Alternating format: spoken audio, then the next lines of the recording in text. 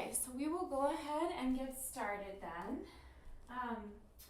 So to start in a heart opening position, if you have a rolled up bath towel, that could work really well, or a rolled up blanket, or a long pillow like this. And just bring your prop, whatever you have available, to the base of the spine. Draw the knees into the chest, take a deep breath in, lift up tall, and then breathe out as you slowly roll all the way down along your prop. So if you have a bolster at home, this works great, a long pillow, or a rolled up blanket, a rolled up towel. And you just want to relax the spine along the prop, and the hips are just off the prop.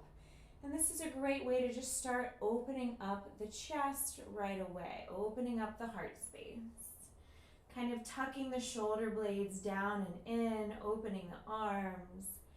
Options for the legs here. Maybe bring the outer edges of the feet to the outer edges of the mat. Or if you want to start opening the hips, bring the soles of the feet together, knees wide. Or you can just allow the legs to be straight. So whatever resting position feels good. You can also lie flat on the mat if for any reason this heart opening pose doesn't feel good for you.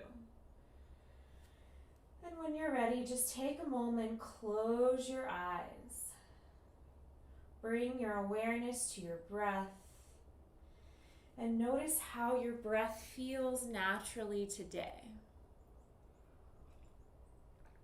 Noticing the quality of your inhale and observing the quality of your exhale. Notice if your breath is fast or slow, shallow or deep. Notice if your breath feels constricted at all. Just simply take the next few moments to observe the natural cadence, the natural rhythm of your breath. Gentle reminder of why we do this. If we want to have control over our lives, we must learn to control the mind. And in order to control the mind, we must learn to control the breath. So the first step of conscious breathing is simply bringing our attention to the breath. So without trying to control it at first, see if you can simply invite your mind to ride the wave of your breath, noticing the quality of your inhale and observing the quality of your exhale.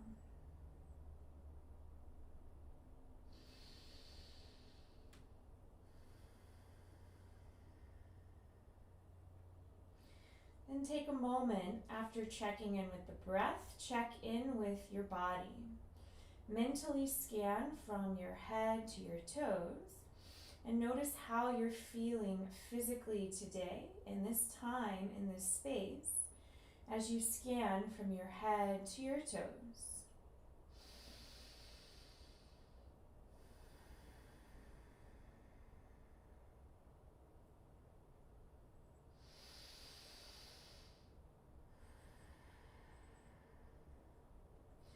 After completing that body scan, take a moment, turn inward, silently acknowledge and accept how you're feeling mentally and emotionally today. Let go of any notion of how you think you should feel or how you would like to feel. Give yourself permission to accept and honor how you do feel, mentally and emotionally.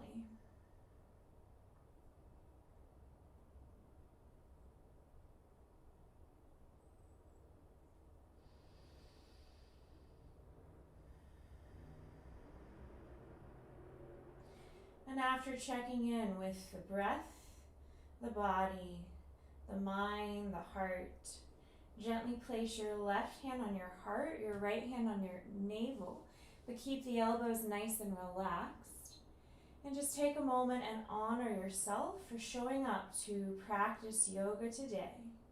to refine the body, mind, and spirit for your own sake and for all the lives you touch. When you're ready, I invite you to join me for 3 deep cleansing breaths. Take a deep inhale, fill up the belly, feel the pressure of the hand on the navel. Then fill up the ribs and chest, feel the pressure of the hand on the chest. Pause, hold your breath at the top. Open the mouth, exhale, release any physical stress. Next time, take a deeper breath in, expand more through the belly, more through the ribs, the chest. Pause, hold your breath. Open the mouth, exhale, release any emotional stress. Third time, take an even bigger breath in, expand through the belly, the ribs, the chest. Pause, hold your breath. Maybe sniff in a little more air. Open the mouth, sigh it out, release any distracting thoughts. And now I invite you to practice Ujjayi breath. You can open the arms again out to the side. Close the lips, gently constrict the throat. Take a deep inhale through the nose. A slower breath out through the nose. Take a deeper inhale through the nose. A longer, slower exhale through the nose. And continue to deepen your inhales and lengthen your exhales, finding your own pace, your own rhythm, as you set an intention for your yoga practice. Maybe just take a moment and ask yourself, what do you want to get out of this practice today? Maybe you want to dedicate your practice to something or someone. Maybe just think of a state of being you would like to cultivate. Here's a quote for inspiration. Your inner child gets it all, believes it all, hopes for it all, and is the only guardian worthy of your heart. Your inner child knows that life, which runs on love and feasts and creativity, is on your side, and that the universe conspires with you, not against you, to help you spread that wild, crazy, messy love throughout your own story. Please don't grow up. Stay in touch with your inner child. So this is a nice quote to remind us to connect with our inner child as often as we can and invite a sense of levity and playfulness into your yoga practice, a sense of lightheartedness. And when you invite a sense of play into your yoga practice, or when you invite a sense of playfulness into your daily lives, you often feel lighter, less stressed, and you can enjoy and laugh a little more. So maybe just set an affirmation, I am playful, or any quality that you would like to cultivate that's meaningful to you. For the next 3 breaths, silently recite a personal mantra that's meaningful to you today. 3 times for 3 deep breaths.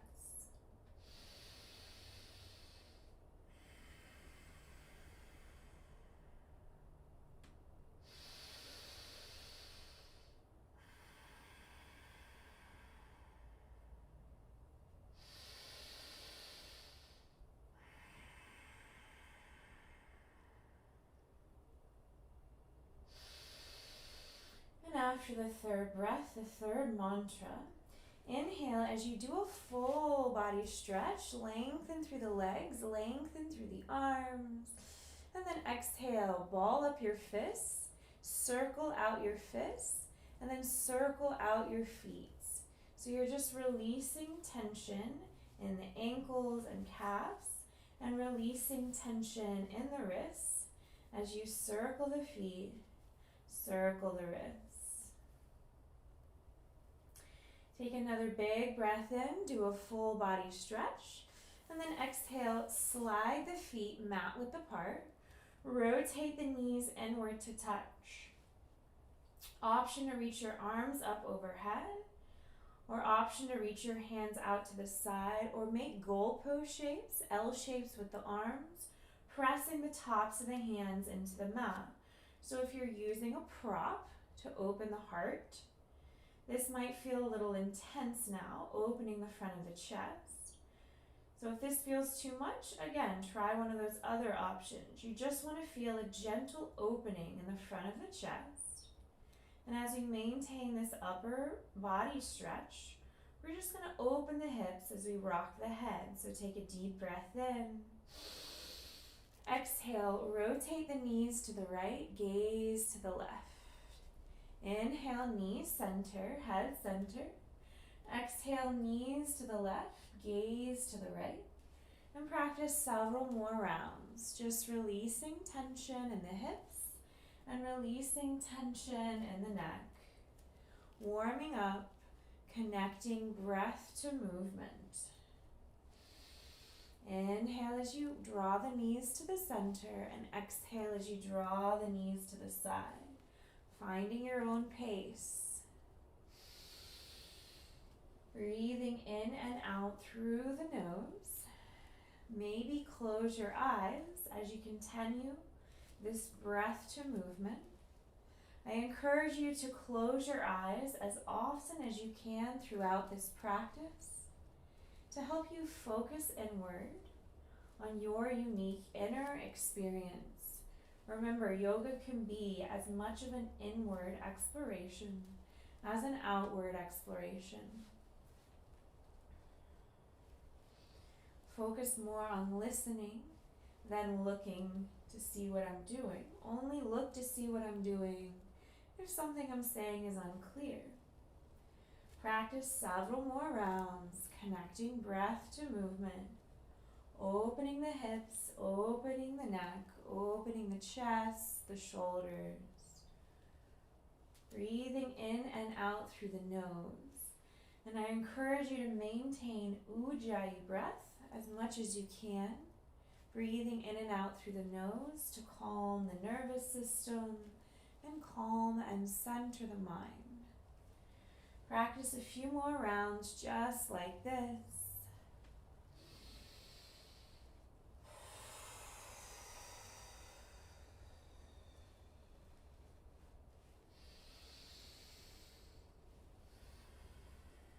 And then when you're ready, toe heel the feet hip width apart.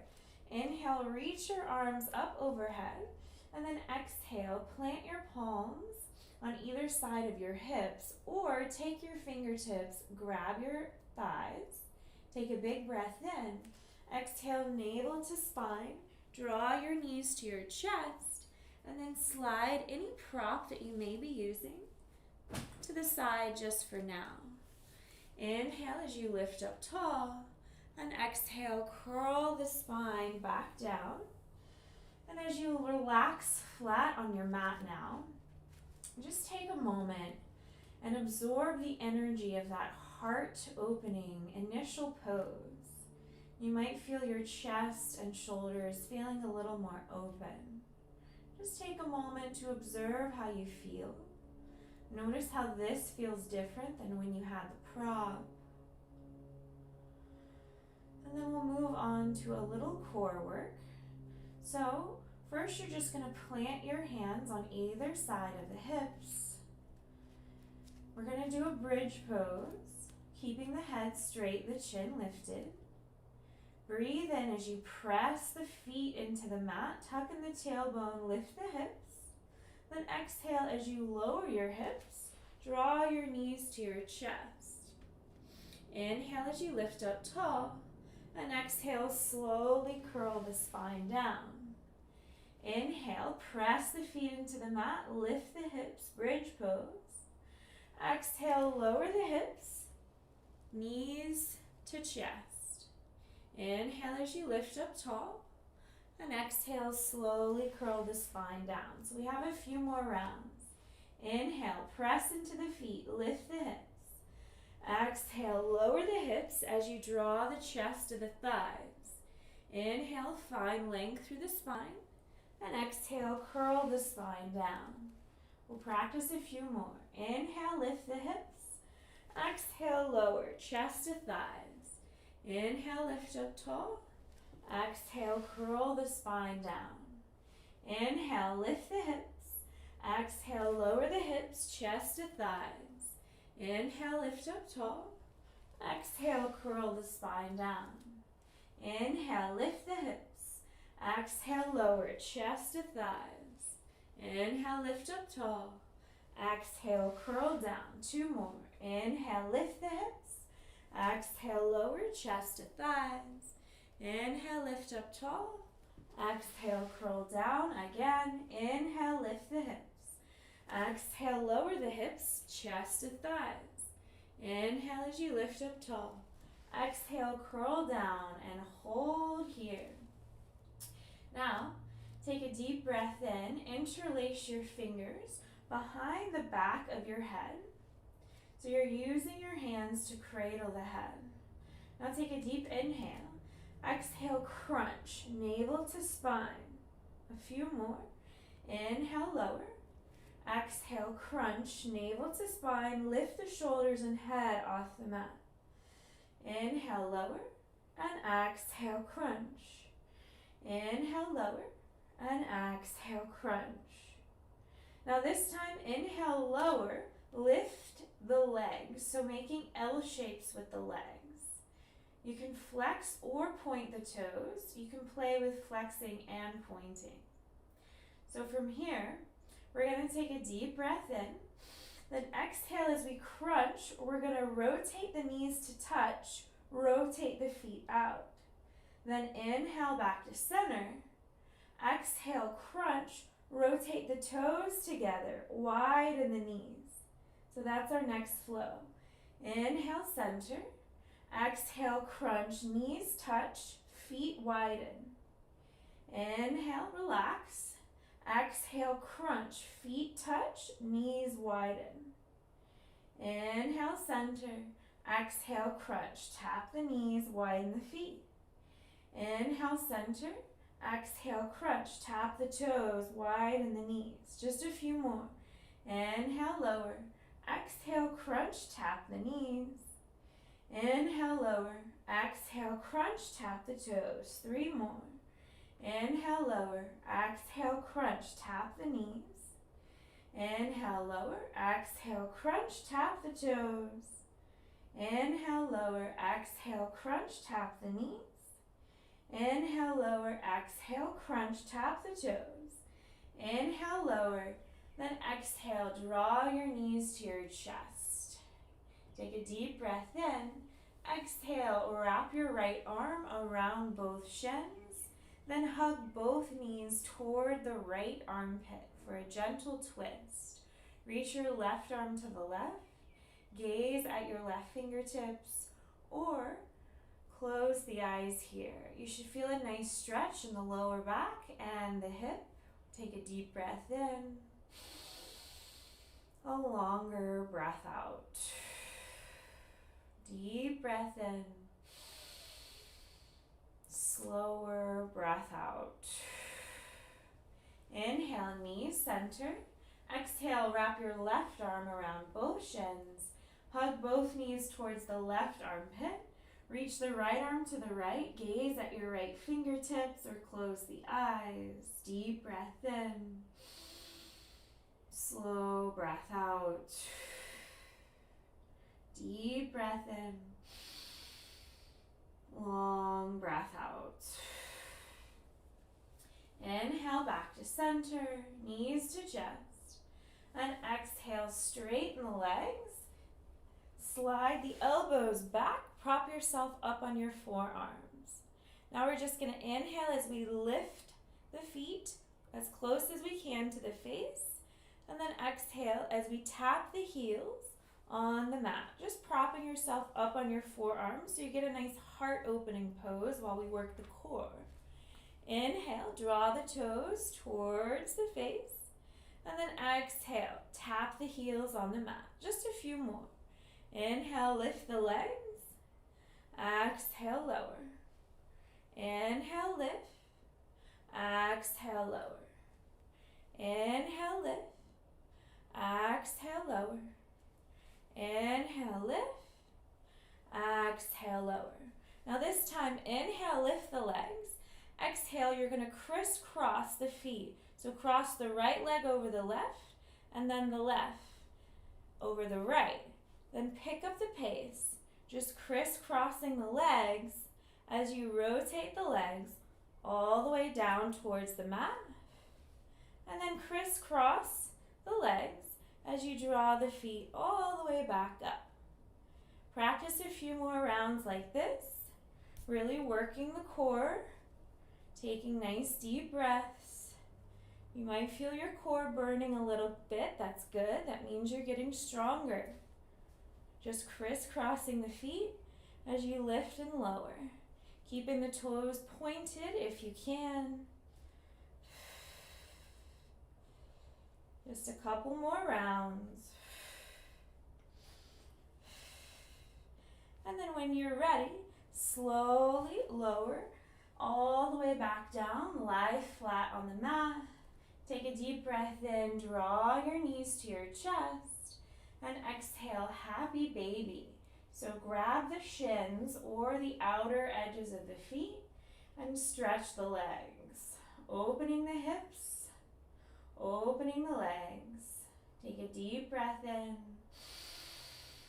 a longer breath out. Shining the soles of the feet towards the ceiling. Deep breath in, longer breath out. Take a few more breaths in happy baby. Then maybe invite some playful movement here. Maybe play with straightening one leg to the side. Maybe straighten the other leg. Find what feels good to you.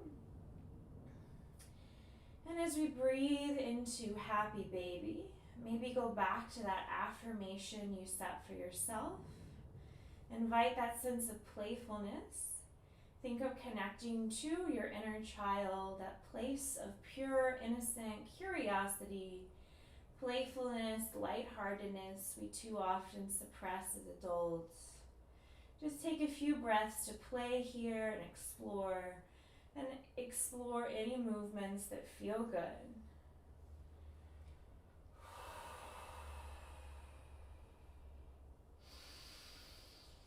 Great, now take a deep inhale, draw your knees to your chest, wrap your arms around your shins, round the spine a lot. Inhale, rock back, and exhale, rock forward. Inhale, rock back, and exhale, rock forward. Practice a few more rounds. It should feel like a nice little massage on the spine. You're rocking back just to the base of the shoulder blades and then up. If this doesn't feel good, always skip anything that doesn't feel quite right in your body. You want to feel maybe a subtle edge of resistance in all that we do, but not pain. So mild discomfort may be normal in yoga. Pain is not. So you want to honor your own edge of resistance always. Push yourself past your comfort zone, but never push yourself to the point of pain. Only to the point of subtle resistance. Take a few more breaths, just playfully rocking up and down. And then gently rock up to a seated position. Planting the feet about hip-width apart, bring your hands behind your hips. Now inhale as you lean back, straighten the right leg, and exhale, cross your right ankle over your left thigh, making a figure 4 stretch. You should feel a nice stretch in the hips, so just take a deep breath in, a long breath out. Now, the closer your left foot, your left knee is to your chest, the closer your left foot is to your left hip, the more of a hip stretch you'll feel. So again, honor your edge. Maybe your variation looks more like this. Maybe your variation looks more like this. You just want to feel a subtle stretch in the hip. Now from here, we're just going to take a deep breath in. Then exhale, rotate the left knee to the right as you keep the right ankle on top of the left thigh. Inhale, back to center. Exhale, rotate the left knee to the left. Keep the right ankle on top of the left thigh. Then inhale, center. Press your hands into the feet. Lift your hips. Reverse table with the figure 4 stretch. Inhale, lift the hips higher. Ground through the left foot and the fingers as you exhale. Inhale, lift the hips higher. Ground as you exhale. Inhale, lift your hips to your highest. Exhale, lower the hips. Straighten the left leg. Then bow, forehead to shin. So you should feel a nice stretch in the left hamstring, reaching your hands towards your left foot. Inhale as you find more length. Then exhale as you find more depth. Inhale, find more length.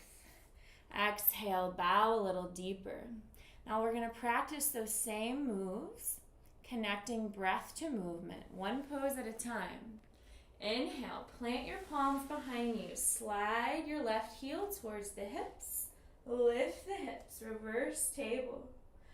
Exhale, lower the hips. Rotate the knee to the right. Inhale, center. Exhale, knee to the left. Inhale, center. Lift the hips. Exhale, lower. Straighten the left leg. Bow, forehead to shin. Inhale, plant the palms. Slide the left heel to the hip. Lift the hips. Exhale, lower. Rotate the left knee to the right. Inhale, center. Exhale, rotate the knee to the left. Inhale, center. Lift the hips. Exhale, lower. Slide the left foot forward. Straighten the left leg and bow. So we have a few more rounds just like that. Inhale, plant the palms. Plant the left foot. Lift the hips. Exhale, lower. Rotate the knee to the right. Inhale, center. Exhale, knee to the left. Inhale, center. Lift the hips. Exhale, lower. Slide the left leg forward and stretch. Inhale, plant the palms. Plant the left foot. Lift the hips. Exhale, lower. Rotate the knee to the right. Inhale, center. Exhale, knee to the left. Inhale, center. Lift the hips. Exhale, lower. Straighten the left leg. Bow. We have one more round. Inhale, plant the palms. Lift the hips. Exhale, lower. Rotate the left knee to the right. Inhale, center. Exhale, rotate to the left. Inhale, center. Lift the hips. Then exhale, lower. Straighten the left leg and bow. Now just hold this one. Inhale, find more length through the spine. Exhale, bow a little deeper. Inhale, find more length. Exhale, bow. Now inhale, lift the head over the heart over hips. Draw your right knee to the chest. And exhale, straighten the right leg to meet the left. Slide your heels towards the hips. Bring your hands behind you. We're going to do that same sequence on the opposite side. We'll start slow, then we'll pick up the pace. Inhale, bend the elbows back as you lean back, straighten the left leg. Exhale, cross the left ankle over the right thigh, making your figure 4 stretch. So remember, maybe your variation needs to look more like this, with the right leg a little straighter. Maybe you want a deeper hip stretch, drawing the right heel closer to the hip. When you're ready, press into all your fingertips, fingers spread wide. Press into the right foot firmly, and then inhale as you lift the hips. Ground through the right foot as you exhale. Inhale, lift the hips higher. Ground as you exhale. Inhale, lift the hips to your highest. Exhale, lower the hips.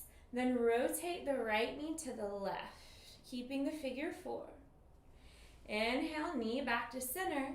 Exhale, rotate the right knee to the right, keeping the figure 4. Inhale, back to center. Lift the hips. And exhale, lower the hips. Now straighten the right leg.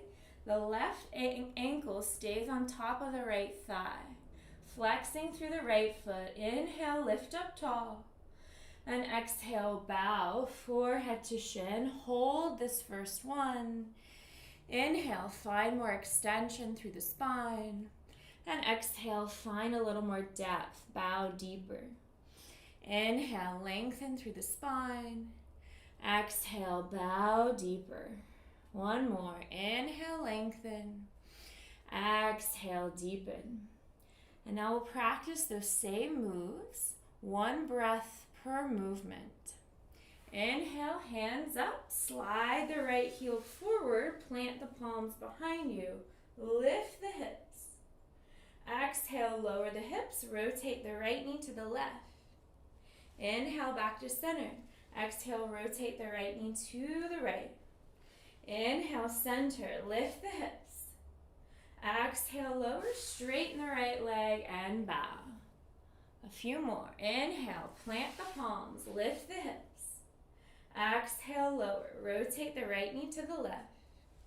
Inhale, center. Exhale, rotate the knee to the right. Inhale, center, lift the hips. Exhale, lower, straighten the right leg, bow. Again, inhale, plant the palms, plant the right foot, lift the hips. Exhale, lower, rotate the knee to the left. Inhale, center. Exhale, knee to the right.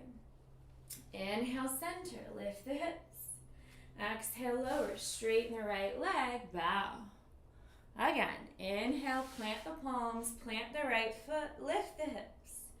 Exhale, lower, rotate the knee to the left. Inhale, center. Exhale, knee to the right. Inhale, center, lift the hips. Exhale, lower the hips, straighten the right leg and bow. We have one more. Inhale, plant the palms, plant the right foot, lift the hips. Exhale, lower, knee to the left. Inhale, center. Exhale, knee to the right. Inhale, center, lift the hips. Exhale, lower the hips, straighten the right leg, bow, and just hold here. Inhale, find more extension. Exhale, bow a little deeper. Inhale, lengthen more through the spine. Exhale, bow. Inhale, find more extension. Exhale, find more depth. Inhale, head over heart, heart over hips, hands reach high. Exhale, straighten the left leg to meet the right. Now take a deep breath in. Cross your ankles, roll over your shins, plant your palms, and then make your way to tabletop. So stacking shoulders over wrists, hips over knees, fingers spread wide. We'll do some cat-cows here. Should feel good. Inhale, tuck the toes, lift the hips, draw the shoulders back and down, and lift the head, gaze up to cow. Exhale, untuck the toes, round the spine, press the mat away, chin to chest, cat pose. Practice several more rounds of cat-cow. Inhale, tuck the toes, lift the hips, shoulders back and down, lift the head. Exhale, round the spine, press the mat away, chin to chest. Inhale, arch the spine to cow. And exhale, round the spine to cat. Keep moving and breathing like this at your own rhythm, your own pace. And if the eyes have been open, maybe take a moment, close the eyes as you continue cat-cow. With the eyes closed, just take a moment, notice what's going on in the mind as you inhale to cow and exhale to cat. If you lost that ujjayi breath, now's a good time to go back to breathing in and out through the nose. Making sure your exhale is at least as long as your inhale. calming the nervous system, calming the mind. Practice a few more cat-cows.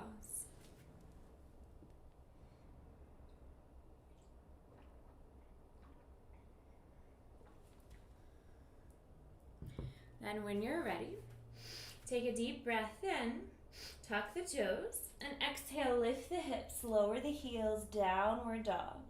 So pressing your fingertips down and forward, like you're trying to press the front edge of the mat away from you. Rotate the inner arches of the elbows forward, press the shoulders away from the ears, knit in the ribs, gaze at the belly, pressing the heels down and outward towards the earth. Then if it feels good, pedal out the feet a few times, bending one knee and then the other, or maybe sway your hips, rock your head. Just enjoy any movements that feel good to you in this down dog shape, and enjoy your breath here.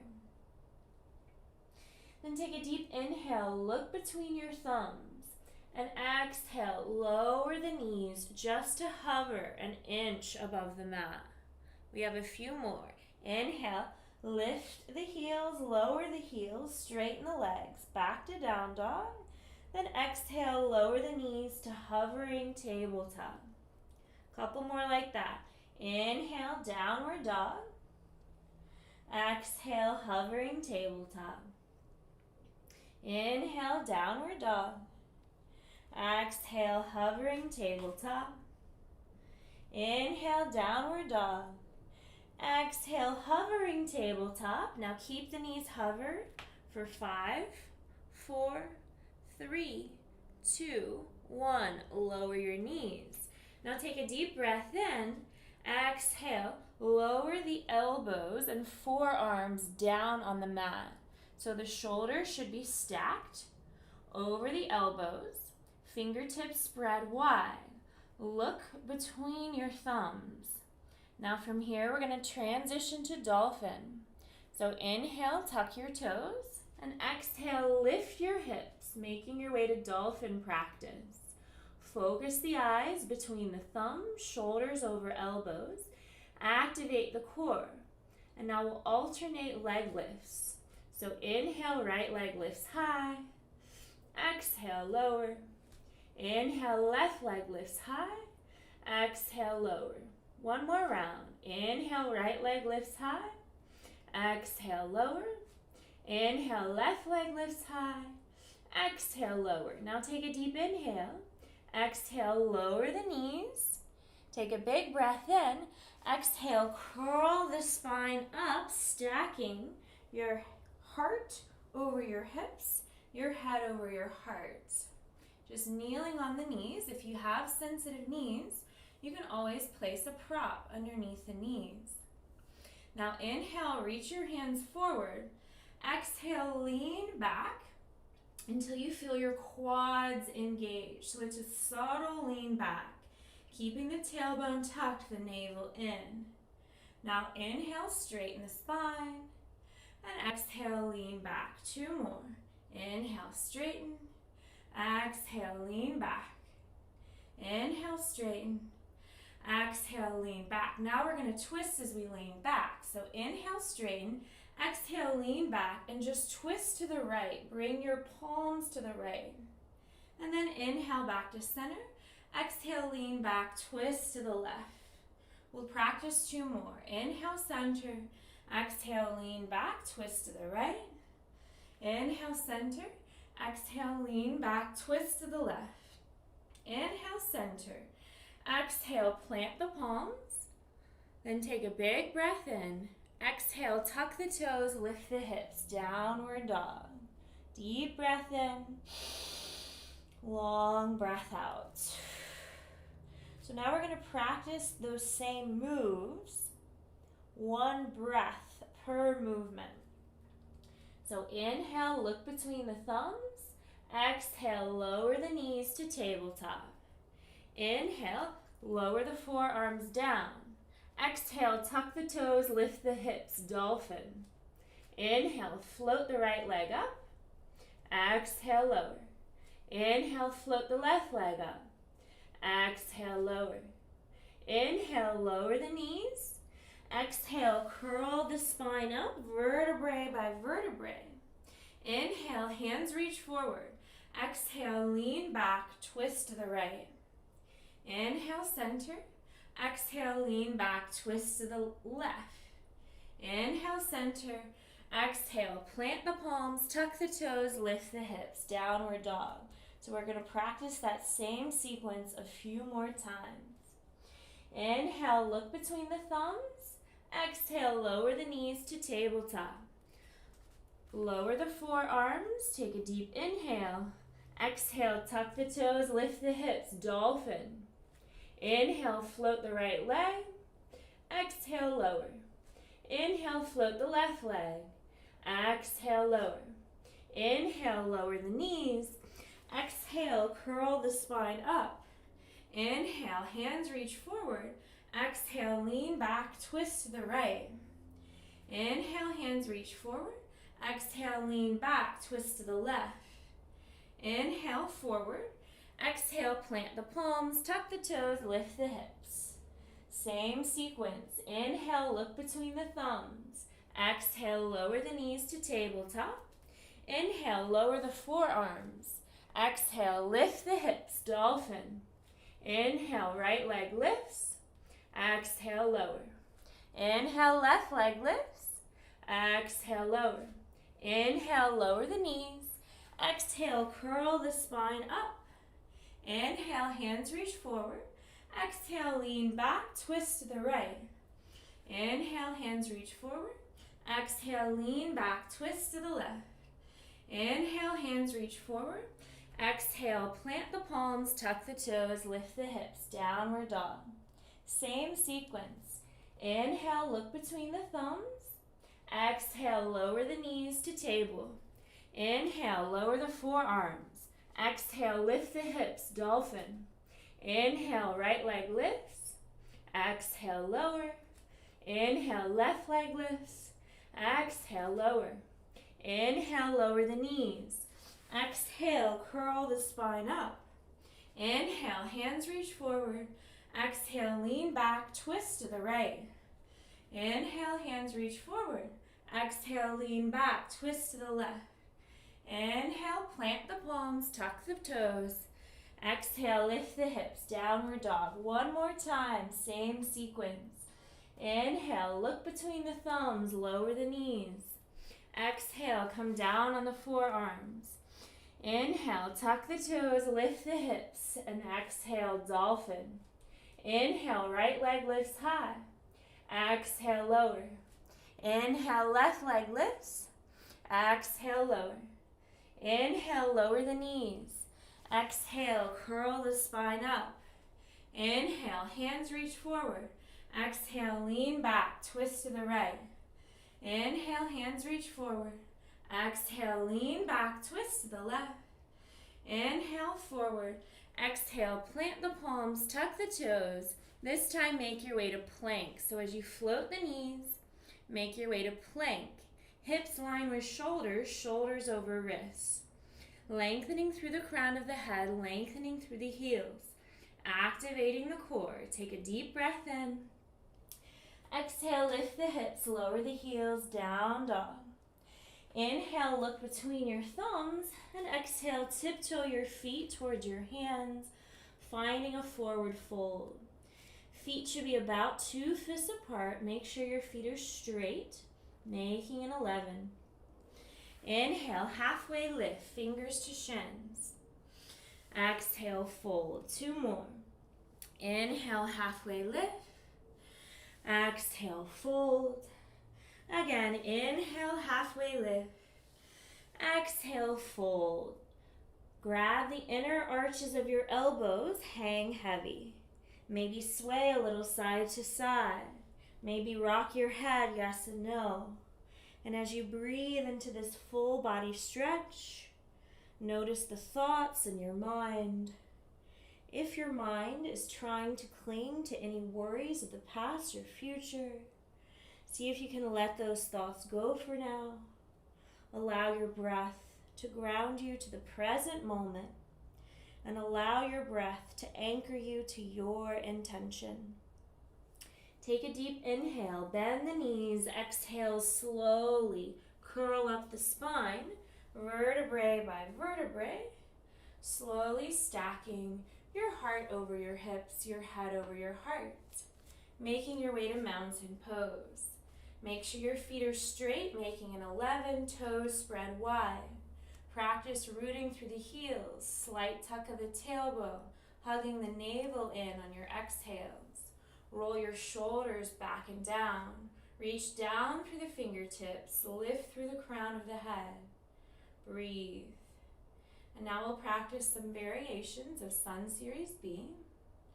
Inhale, bend the knees, sink the hips, reach the hands up, chair pose. So make sure the knees are over the ankles, the tailbone tucked, navel in, weights in the heels, shoulders back and down. Inhale, sink the hips lower, reach the hands higher. And exhale, straighten the legs, swan dive, forward fold. Inhale, halfway lift. And exhale, fold. Bend your knees, plant your palms, step or float to plank. Lower the knees. Draw the elbows into the ribs, lower your chest and chin, hips stay raised. And then inhale, untuck the toes, sink your hips. Pull your chest forward and up to cobra. Exhale, plant your palms, tuck your toes. Press up to tabletop or plank. Then lift the hips, lower the heels, downward dog. Inhale, look between your thumbs, bend your knees, step or lightly float to halfway lift. Exhale, fold. Inhale, chair. Exhale, straighten the legs, hands to heart. Inhale, back to chair pose. Exhale, forward fold. Inhale, halfway lift. Exhale, fold, bend your knees, plant your palms, step or lightly float to plank. You can lower knees, chest, chin, or maybe this time practice chaturanga, keeping the knees lifted. Inhale, shift your weight forward to the tips of the toes. Exhale, draw the elbows in. Lower the body in one line. Once the shoulders line with elbows, inhale, pull your chest forward and up. So you always have the option of cobra like last time, or up dog with straighter arms, shoulders back and down. Lift through the crown of the head, always gripping the mat with the fingers and knuckles. Tops of the feet press into the mat. Maybe float your knees in up dog. Take a deep inhale. Exhale, use your core, tuck your toes, lift your hips, downward dog. Inhale, look between your thumbs, bend your knees, step or lightly float to halfway lift. Exhale, fold. Inhale, chair. Exhale, straighten the legs, hands to heart. Inhale, back to chair pose. Exhale, forward fold. Inhale, halfway lift. Exhale, fold. Bend the knees, plant the palms. Option to step or float to plank, or if you want to try more, maybe this time try floating straight back to chaturanga. Elbows over wrists, shoulders line with elbows. Maybe do some push-ups here if you want that power, that strength today. Then on your next inhale, open the chest to cobra or up dog. And exhale, tuck the toes, lift the hips, downward dog. Inhale, look between your thumbs, bend your knees, step or float. If you're working on your float, you're activating the core, eyes focus between the thumbs. Try kicking your heels to your hips as you float to halfway lift. Exhale, fold. Inhale, chair. Exhale, hands to heart. I invite you to join me for 3 more rounds of Sun Series B. You get to choose which option calls to you. You can do knees, chest, chin, chaturanga. You can do extra push-ups. You can pull to up dog or cobra, step to the front, float to the front. The intensity's up to you. The option's up to you. Most importantly, try to connect 1 breath per movement. And we'll do 3 more rounds of Sun Series B. Inhale, chair pose. Exhale, forward fold. Inhale, halfway lift. Exhale, step or float back to plank. Lower knees, chest, chin, chaturanga. Maybe do some double push-ups. Inhale, open the chest, cobra or up dog. Exhale, tuck the toes, lift the hips, down dog. Inhale, look between the thumbs, step or float, halfway lift. Exhale, fold. Inhale, chair. Exhale, hands to heart. 2 more rounds. Inhale, chair. Exhale, fold. Inhale, halfway lift. Exhale, go through your own variation of vinyasa. Inhale, open the chest. Exhale, down dog. Inhale, travel to the front, halfway lift. Exhale, fold. Inhale, chair. Exhale, hands to heart. 1 more. Inhale, chair. Exhale, fold. Inhale, halfway lift. Exhale, vinyasa. Inhale, open the chest. Exhale, down dog. Inhale, look between the thumbs, step or float, halfway lift. Exhale, fold. Inhale, chair. Exhale, straighten the legs, hands to heart. And I invite you to close your eyes for the next few breaths. Just take a moment, take inventory. Notice how your breath feels, how your body feels. Notice what's going on in your mind. If your mind has wandered, gently bring your awareness back to your breath, back to the intention, the affirmation that you set for yourself. When you're ready, inhale, bend the knees, sink the hips, reach the hands up, chair pose. And exhale, forward fold. Inhale, halfway lift. Exhale, step or float back to plank, lower knees, chest, chin, or chaturanga. Inhale, open the chest. Exhale, downward dog. Inhale, look between your thumbs. Exhale, lower the forearms down to dolphin. Look between the thumbs. Now maybe see if you can tiptoe your feet closer to your face, stacking your hips more over the shoulders. Maybe play with lifting up one leg and then the other like we did earlier. Just breathe into dolphin. Make this its fullest expression possible, whatever that means to you. Take a few more breaths. And on your next exhale, lower the knees. Take a big inhale. Exhale, slowly curl up the spine. Heart over hips, head over heart. Making our way to our kneeling position. We're going to practice camel pose as a final heart opening pose. So maybe just take a moment here. Inhale, shoulders to ears. Exhale, shoulders back and down. Inhale, shoulders to ears. Exhale, shoulders back and down. Inhale, shoulders to ears. Exhale, shoulders back and down. Then bring your palms to your lower back. Fingers face down. Draw the elbows towards each other to touch. Head straight, chin lifted. Take a deep breath in. And exhale, press the hips forward until you feel an opening in the chest. Just hold here for this first round. And as you open through the heart space, maybe think of inviting specific qualities into your heart.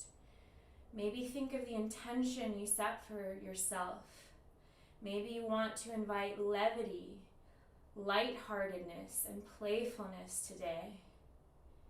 Deep breath in, long breath out.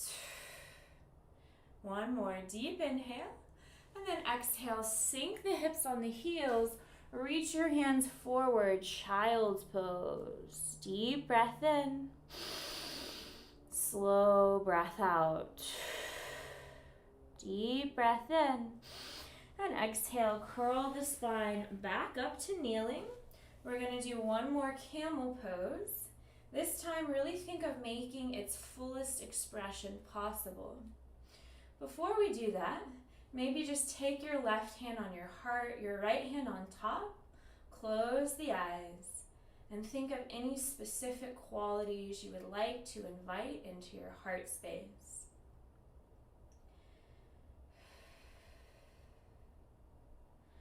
When you're ready, bring your palms to your lower back, fingers face down, draw the elbows back. Take a deep inhale and exhale, press the hips forward, head straight, chin lifted. Maybe stay here, or if you want to go deeper this time, maybe take your left hand, reach for your left heel, right hand reaches to the right heel, press the hips forward, open the heart space to its fullest capacity. And maybe think of inviting playfulness, lightheartedness into the heart. Maybe think of inviting love and compassion for others and yourself. Deep breath in, long breath out. Take a few more breaths, and whenever you're ready, take your time as you slowly release the pose and make your way back to a child's pose. Deep breath in, long breath out. Take a moment and absorb the energy of that heart-opening practice. Just notice how you're feeling in the body, in the mind. When you're ready, take a deep inhale, press yourself back up to table, and exhale, rotate the feet to one side, hips to the other. However you need to, make your way to a seat. Draw your knees to your chest. Inhale, reach your hands forward. And exhale, slowly curl the spine all the way down. We're going to do one more happy baby pose. So take a big breath in, draw your knees to your chest. And exhale, grab your shins, or if it's accessible, grab the outer edges of the feet. Open the legs, stretching the hips. Maybe play with straightening a leg, straightening the other leg. Maybe straighten both. Take a few breaths to tune into your body. Any movements your body's telling you it needs, honor that for the next few breaths. And as we play in Happy Baby, maybe think of connecting to your inner child, that place of pure, innocent curiosity we often suppress as adults. Maybe think of inviting your inner child to come out and play. The next time you might find yourself taking something a little too seriously. Whenever you're ready, I invite you to draw your knees to your chest, wrap your arms around your shins, close the eyes, and as you give yourself a hug and gratitude for your practice, maybe silently recite that mantra you set for yourself 3 times for 3 breaths.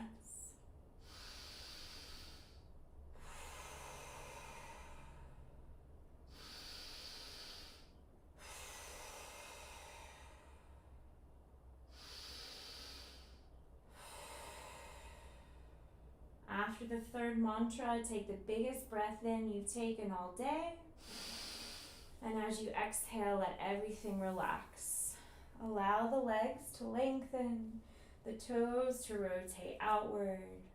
Allow the hands to rest. Feel free to take up space. Open the palms, close your eyes. Give yourself permission to fully relax in Shavasana.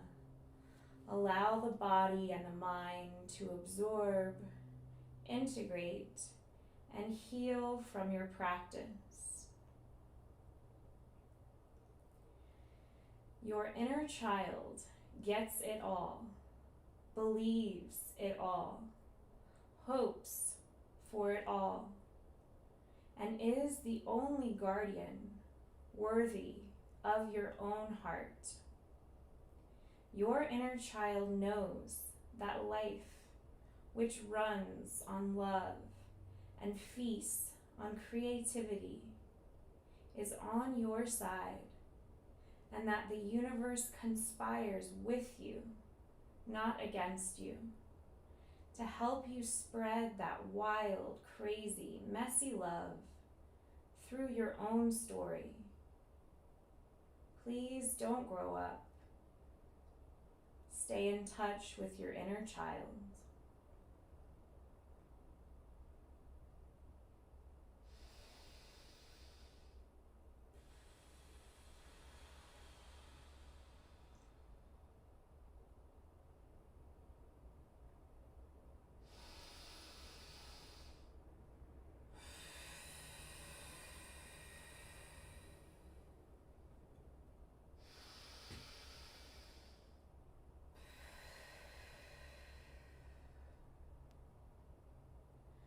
Whenever you feel ready, gently bring your awareness back to your breath, back to your body.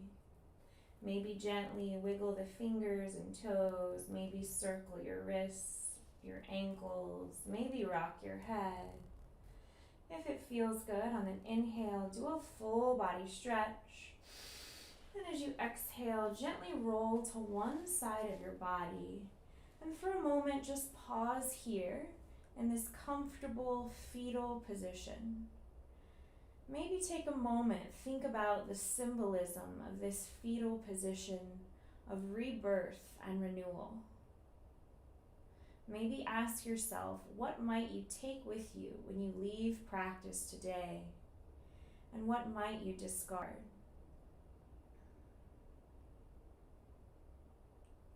In your own time, your own breath, keeping the eyes closed and the awareness inward, take your time as you gently press yourself up to a seat. Noticing the quality of your breath as you gently come to a seat. Notice if your breath feels different from when we started. Notice if your body feels different from when we started. Then take a moment, observe any subtle shifts in your mood, your mind, your energy. Perhaps reflect on your intention. I'll do 3 cleansing breaths, and the third time I'll chant Om to seal our practice with peace. I hope you join. Deep inhale, fill up the belly, the ribs, the chest. Open the mouth, cleansing exhale.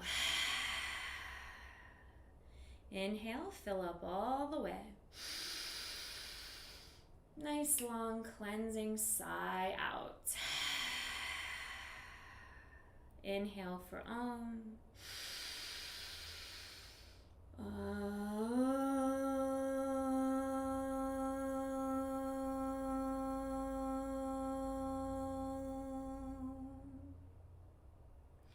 Bring your hands to your heart for kind actions. Bring your thumbs to your mouth for kind words. And bring your thumbs to your forehead, your third eye, for kind thoughts towards others and ourselves. The light in me honors the light in each of you. Namaste. Thank you so much for sharing your practice with me. I hope you feel challenged and worked out, stretched out, calm, centered, and a little lighter, a little more playful. If you have any questions, comments, or concerns about what we did today, please type a message and let me know. Or if you have any special requests for our next session on Thursday, feel free to type a message. But otherwise, I hope you enjoy the rest of your day, and thank you for practicing. Go in peace.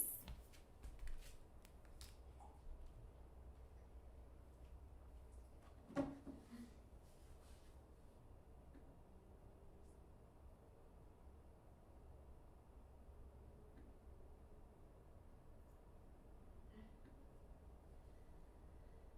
right, hello everyone. Let's see, John Deeds. Hi, John.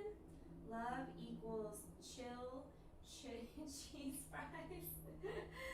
Love equals chill cheese fries. Was that your mantra today, your affirmation? Oh, thank you so much for the bits. Every time I get bits or someone subscribes, I do a little kick and I do a little move my microphone closer. Thank you so much for the bits, John. I'm going to do a little kick and a little dance because every time I get bits or someone subscribes, I'll do a little happy dance. So in Tai Chi, it's called spontaneous Qigong or dancing in chaos. So that's what I'm going to do. High kick. Whee! Dancing in chaos. Yay! Thank you so much for the bits, John. Thank you to everyone who tuned in. If anyone has any additional questions about the practice I shared today, any of the yoga philosophy, please let me know. I'd be happy to address any questions, comments, or concerns. I have at least an hour to hang out and chat with you. So, anybody who would like to say hello, let me know how that practice felt. Hi, Jack. I'm just catching up with the chat. I just finished working out. I'm going to shower, then I'll come back. Oh, great. Hi, Swift. Hi, Seltzy. How are you? Ether, I hope you enjoyed that heart-opening pose. Oh my gosh, I just realized I never changed the title to music. Music and piano playtime. That was from my last stream. I did a little music lesson or piano lesson with another streamer here on Twitch at my last stream, and I realized I never changed the title. So that's why it still said music and piano. But sorry about that. It obviously wasn't music and piano today. Thank you for bringing that to my attention, Mopar. I wish I had seen that before class started, but yeah, no music and piano today, just yoga and chit-chatting after. I need to keep reminding myself to change the title because the last title of the stream is the one that automatically populates. Hi, Unsolved Mystery. How are you? Ether, I hope you're feeling good. We did a lot of heart opening, so I hope all those heart openers felt good for you.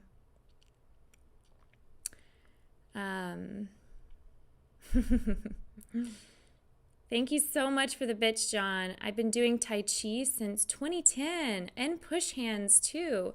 Oh, I love that. So the push hands, it's such a great practice to practice pushing and then yielding and practicing like a balance of weight sharing, because in push hands, it's that philosophy of giving and receiving, pushing and then yielding. So that's great. Push hands is a great practice if that's what you're referring to. Chinatown, Los Angeles is the place to practice. Maybe 2008 or 2009. Wow. So I'm sure you have a lot of knowledge. Yeah, so I recently got certified to teach Tai Chi. So I've been teaching mostly beginner basics classes with Tai Chi. I've been teaching a 5-form Tai Chi Easy because most of my students are beginners. But I also learned the 24-form, the Yang family style. So I'm excited to offer different Tai Chi classes. Awesome class, says Ether. The heart openers felt great. Oh, I'm so glad. The back bend and twists on the knees were fun. I'm so glad. Thank you for your feedback, Ether. That means a lot to me. It was different yoga today. Yeah, every time I come on here and share a sequence with you, I always try to make sure the sequence is a little different because variety is really good for you. It's really good to move your body in new and different ways, and it's good for your mind to learn how to adapt to new and different ways. And it can help you become more adaptable, more focused and centered in your daily life. That's what I love about yoga, is everything we practice on yoga can be integrated into your daily life so you can perform optimally at your job or your passions, your hobbies, and be the best version of you. That's my goal with yoga. as a yoga teacher. So I hope you guys appreciated the quote about playfulness. I think sometimes a lot of stress in life can be related to taking ourselves a little too seriously. So when we can learn to laugh at ourselves and laugh at the crazy things in life, it can help bring levity. So I hope you enjoyed that playfulness suggestion today. I'm glad you liked it, Mopar. John says, the old-time bully me and push hands at the park. I always lose. Yeah, no, I love practicing that push hands exercise.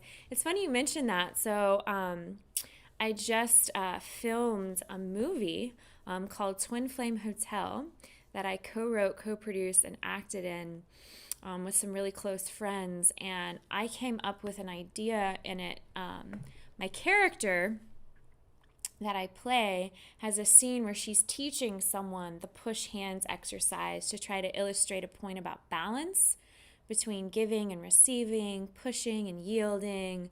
So it's funny, I used that in one of the movies that I just worked on, the push hands exercise called the Twin Flame Hotel. Thank you so much, John. I also found the remainder to use the core during the jump forward. Yeah, so I might not mention that as much as I should, but if you're working on floating to the front of the mat, really engaging your core, shifting your weight to your fingers and knuckles, and the key thing is to focus your eyes between the thumbs. I know sometimes we move really fast, but when you're working on your float, and I'm still working on this too, you want to make sure your elbows aren't locked really tight, so it's like a micro bend of the elbows. You're shifting your weight to your fingertips and knuckles, really engaging the core to help you kind of do a little float there. But again, I actually have a dislocated shoulder injury, so I try to be really careful in my floating. So Ether, I know you've been practicing for a while. You might eventually be able to do it much better than what I just did. But yeah, using the core is very important. Hi, Jack. Welcome back. Sorry it said piano and music today. That was from my last little stream. I'm learning piano again. I feel like a baby learning how to walk all over again. I used to play piano when I was really, really young, and I thought a lot of it would come back to me quickly. But since taking piano, my first piano lesson in a really long time, I realized that piano is one of those things, if you don't use it, you lose it a little bit, just like a lot of things. But that's why it said piano and music, because my last stream was a live stream piano lesson. I thought it might be entertaining for people to watch me learn piano, because I'm such a newbie. I feel like I'm learning it all over again. But thank you so much for sharing that, John. I appreciate your feedback. How could you dislocate your shoulder? You are flexible. So, funny you should ask, Dante. When I dislocated my shoulder, that was before I really started getting into yoga. And yoga was one of the things that really helped me rehabilitate. I dislocated my shoulder 4 times before I started really getting into yoga. And before I became certified to teach. So yeah, yoga helped me rehabilitate the shoulder. So at first, I was terrified of doing even side planks. And even chaturanga push-ups were scary for me. So I've come a long way, but I still have a lot more to grow and expand on. I'm just going to grab my little stool here since we're just chatting now.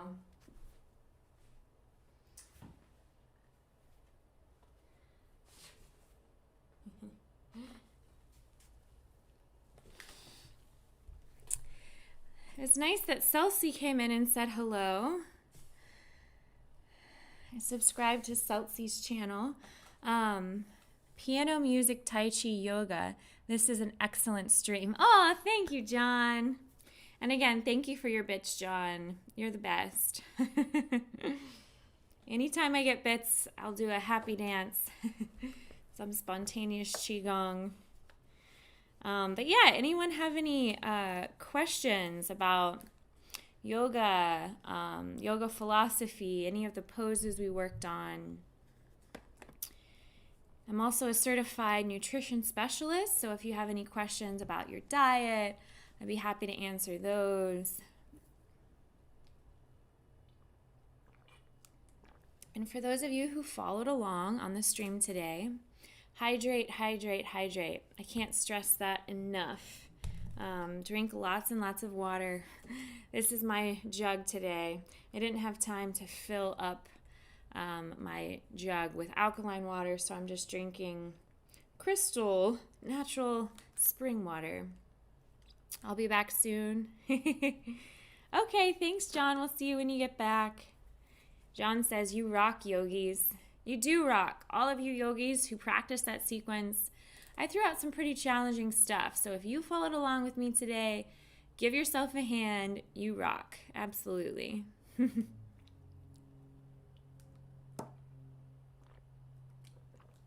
Jack says, yeah, I just finished my first gallon. Got 1.5 more till tonight. Oh boy, good for you. Good for you for staying hydrated. Hydration is so important. So we can think clearly and function optimally, especially after doing any type of dynamic vinyasa yoga sequence like we did, or any type of heavy working out. You definitely want to hydrate. If you're doing any workouts outside, hydrate. Dislocated shoulder. What did you say? Dislocated shoulder is a hard injury. Yes, I am glad I have recovered too. Yoga really helped me a lot. I still feel a little apprehensive doing things like handstands, but I can still teach handstands without actually doing them perfectly myself. I'm trained to teach inversions, but I personally don't like teaching inversions just through a live stream, because inversions are one of those things, safety is so important. So not being able to see my students and to see your form and to make sure your alignment is safe, that's why I don't ever really teach inversions like that through a live stream like this. But some of my private clients, I do teach inversions because I can see them physically, what they're doing. Still need to work on bridge. Can't lift myself up. Well, that one takes time. And again, as long as you're actively pressing your feet into your mat and you're engaging all your lower body muscles, you're tucking in your tailbone, knitting in the ribs, it's important to keep your head straight and your chin lifted. And that's the thing with all these poses, all these yoga practices. Whether you can attain bridge pose in the ideal way, simply making the effort is really good for you. And that goes with any yoga pose. If you can't achieve the actual pose that's ideal, simply making the effort is really good. And eventually over time, after you practice making the effort, you'll make slow and gradual improvements, and then you'll be able to do that pose. But that being said, every body is totally different, and some bodies just aren't physically capable of doing every yoga pose there is out there. So you just need to listen to your body. And again, as long as you're enjoying that feeling of being alive in your body, breathing and enjoying being alive, moving in your own body, that's really the most important thing, to enjoy our breath, to enjoy moving in our bodies. So whether you can achieve an ideal looking pose or not, as long as you're finding a little playfulness, a little joy, and making the effort, then you're doing a great job. Make our system run smooth. Absolutely. Water is a vital nutrient, so all our systems run smoothly.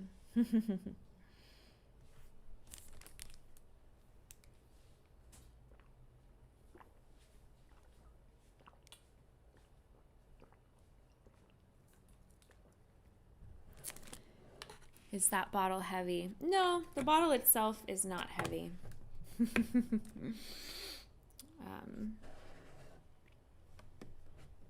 I'm also trying to hydrate extra today just because I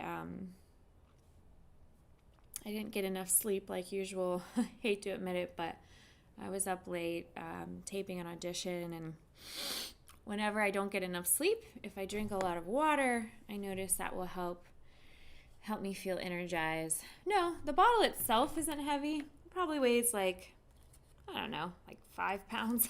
I can't tell. Ether, have you tangibly witnessed your balance improve with practice? Oh, yeah. So when I first started doing yoga, things like tree pose, dancer pose, warrior 3 pose, all those things were challenging at first. I used to not be able to do things like this, like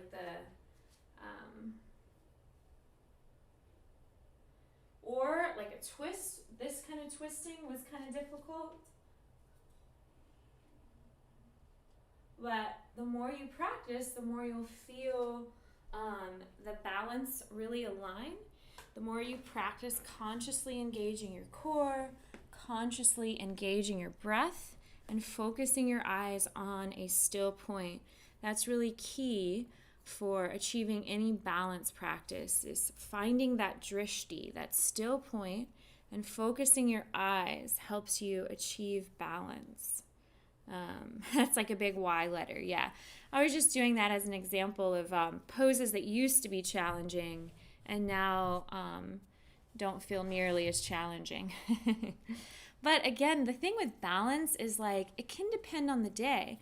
Some days we might feel way more balanced than other days. So be patient with yourself. If there's a day where you feel like you can balance really, really well, and then the next day you're struggling, it may just be that your equilibrium is a little off from something you ate, some stressful experience you had, or just so many different factors play into balance moves. So just know that, you might not be able to do the same level of balancing on every day. And that's okay. And again, if we invite that sense of playfulness and levity and lightheartedness into our practice, whenever we lose our balance, just laugh it off, shake it off, and just try to have fun and play. It doesn't have to be that serious.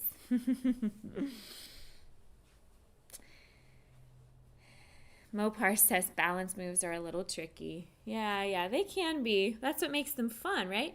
If it was super easy, it would be boring, right? That's why I always like to try to offer new and different challenges for you guys. So you stay on your toes. And, it's easy to get bored if you're doing the same thing if you're not challenged. When things aren't a little tricky, they can be kind of boring. So sometimes simple moves can actually be challenging. Sometimes people who are used to moving really fast or moving a lot, sometimes just sitting and relaxing in stillness can actually be tricky and challenging. So different things are challenging in different ways with yoga. Any thoughts on those round balance boards where you stand with legs straight, trying to keep the board straight and level? So I don't have a ton of experience on those balance boards that you're talking about. I think I know what you're talking about. So I would say just proceed with caution with things like that, because I know, are you talking about the balance boards where you take the board and you're balancing on a ball? Where you have the board and you put the board on a ball and then you try to balance the board? Is that what you're talking about?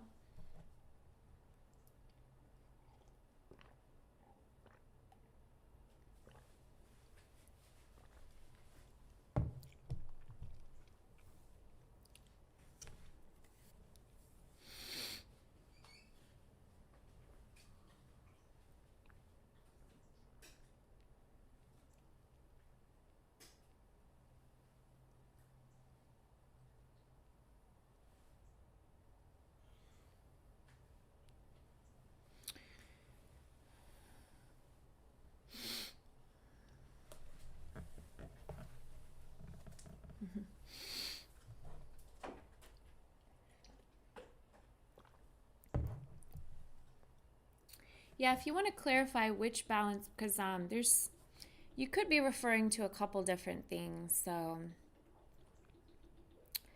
I'm assuming you're talking about the ones where you have the board and you take the board on a ball. But if you're talking about something else, let me know and I'd be happy to share my thoughts. But I think in general, when you're practicing any balance moves, be patient with yourself.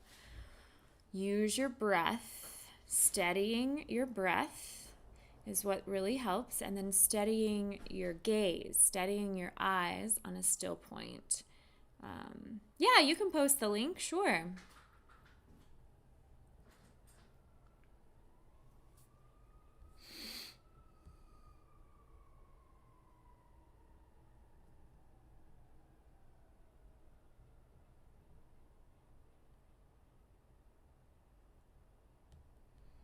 Let's see. So I will check out this link and see what you're talking about, and then I can give you my full thoughts on it.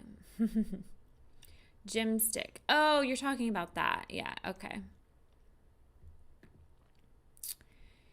Gotcha. Yeah, so that's more of an advance. You want to make sure you can practice tree pose and yoga poses on the flat ground before you try to do it on one of those balance boards. So I have taught sup yoga before, standing up paddleboard yoga, which sort of has like a similar effect as those balance boards that you're talking about.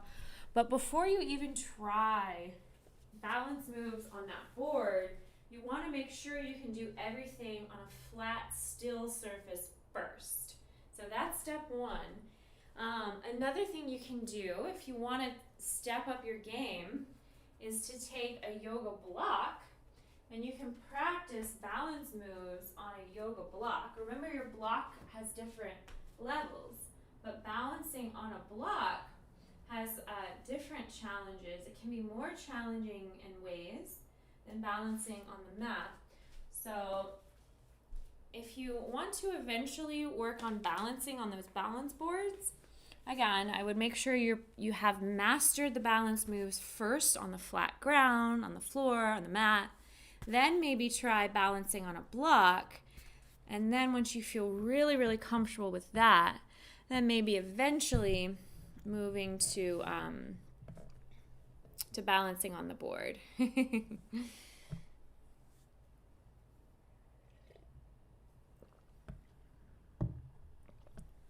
I mean, it's definitely more advanced than balancing on a flat surface, I would say. It's definitely more advanced than the balance moves just on your mat. But yeah, it's definitely attainable. It just it requires, extra core strength. It requires a lot of extra work to be able to balance on one of those things in a yoga pose. So you just want to make sure you have the foundations first, one step at a time.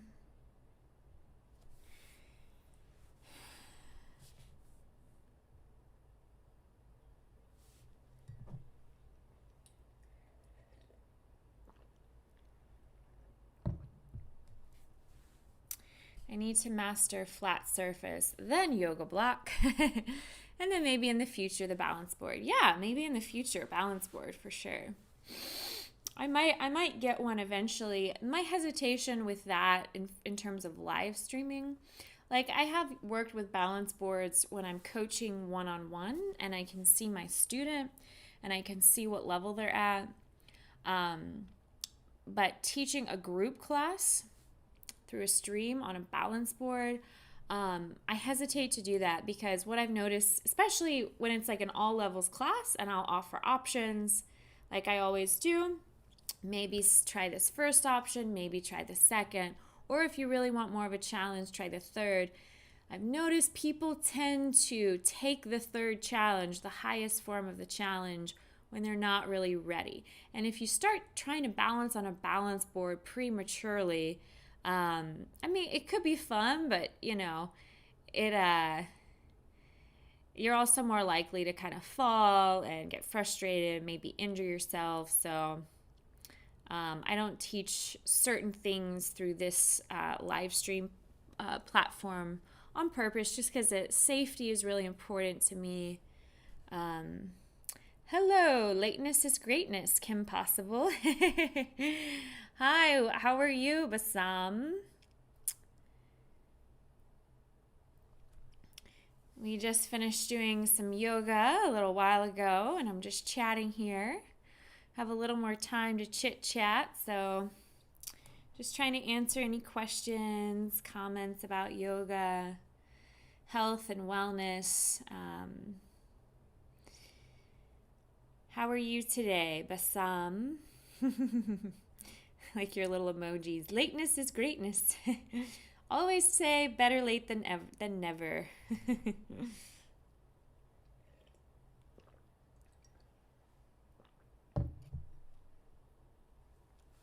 I'm good. How was it?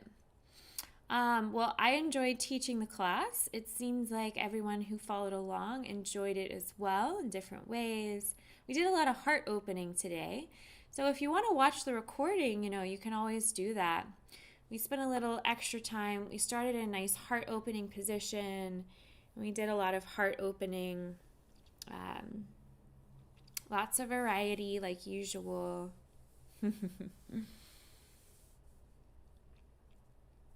How's your day going, Vasam?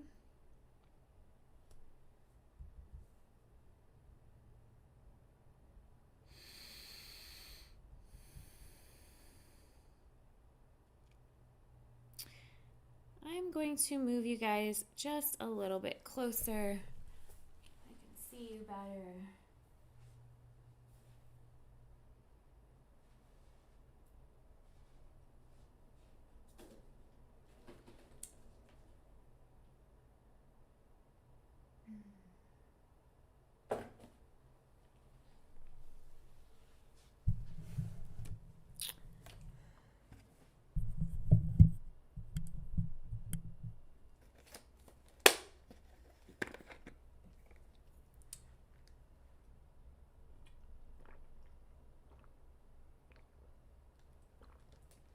Is it like hypnosis since I see people hum and hum?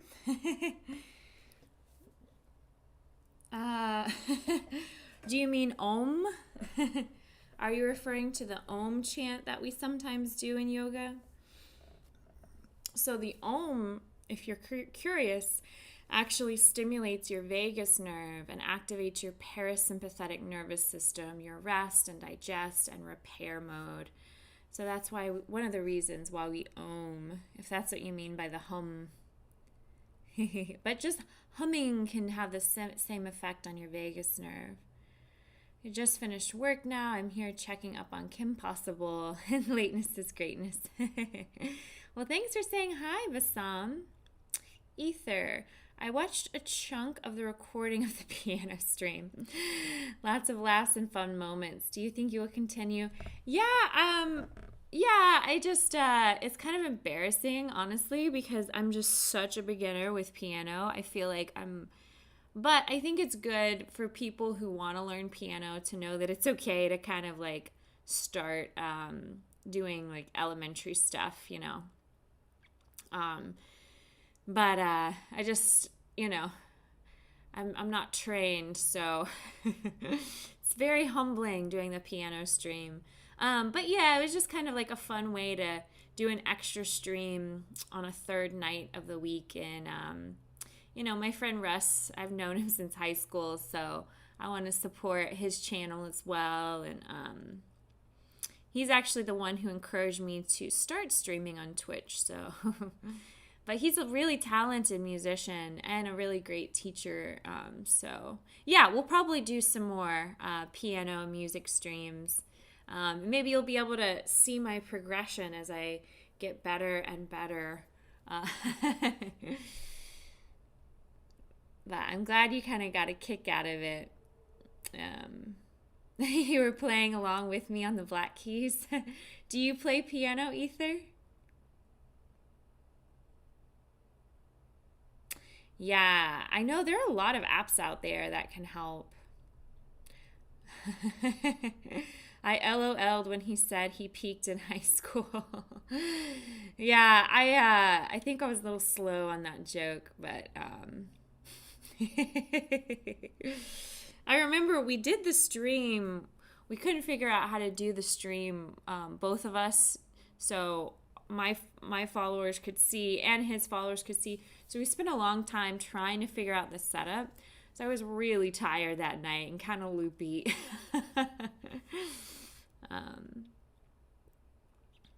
Oh, you stopped playing piano a long time ago? Yeah. I started when I was 10 years old, and then I kept it up for 2 years. And then I tried to pick it back up again from when I was 15 to 16. And then since then, so you guys don't know how old I am, but let's just say it's been a while. So, but that was a fun little stream to do. So we'll probably do more for sure.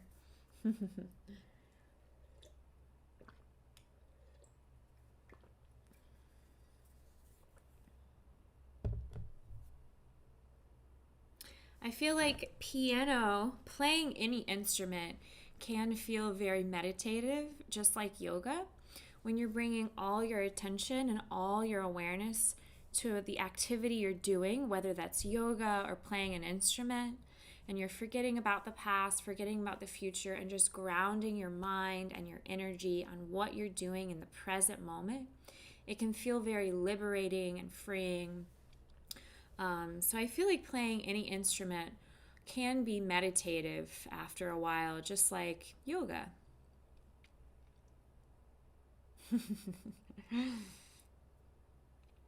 Yeah. Yeah, good point, Mopar.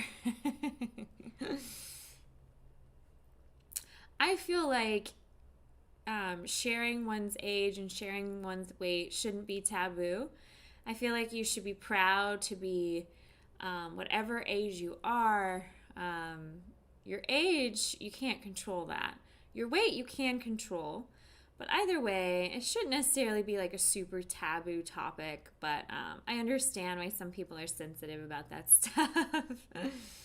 I just like people guessing certain things about me. That's why I keep things kind of like a mystery. But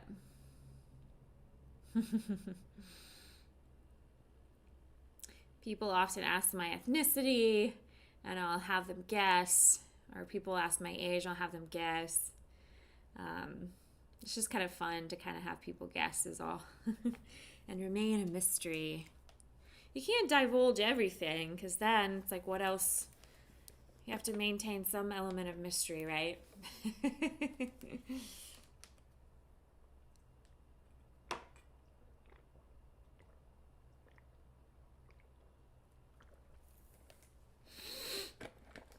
So anybody following along, if you want to say hello, introduce yourself, let me know where you are in the world.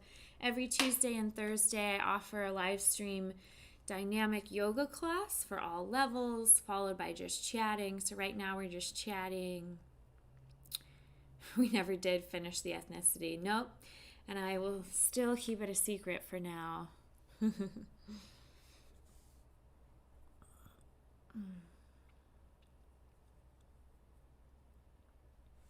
I saw that Daniel went back in time and discovered that we mentioned him.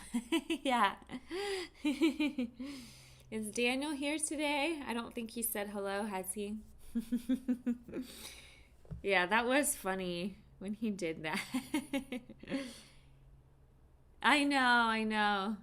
He did. Hopefully Daniel will be with us soon again. We can calm him down. He loves being calm.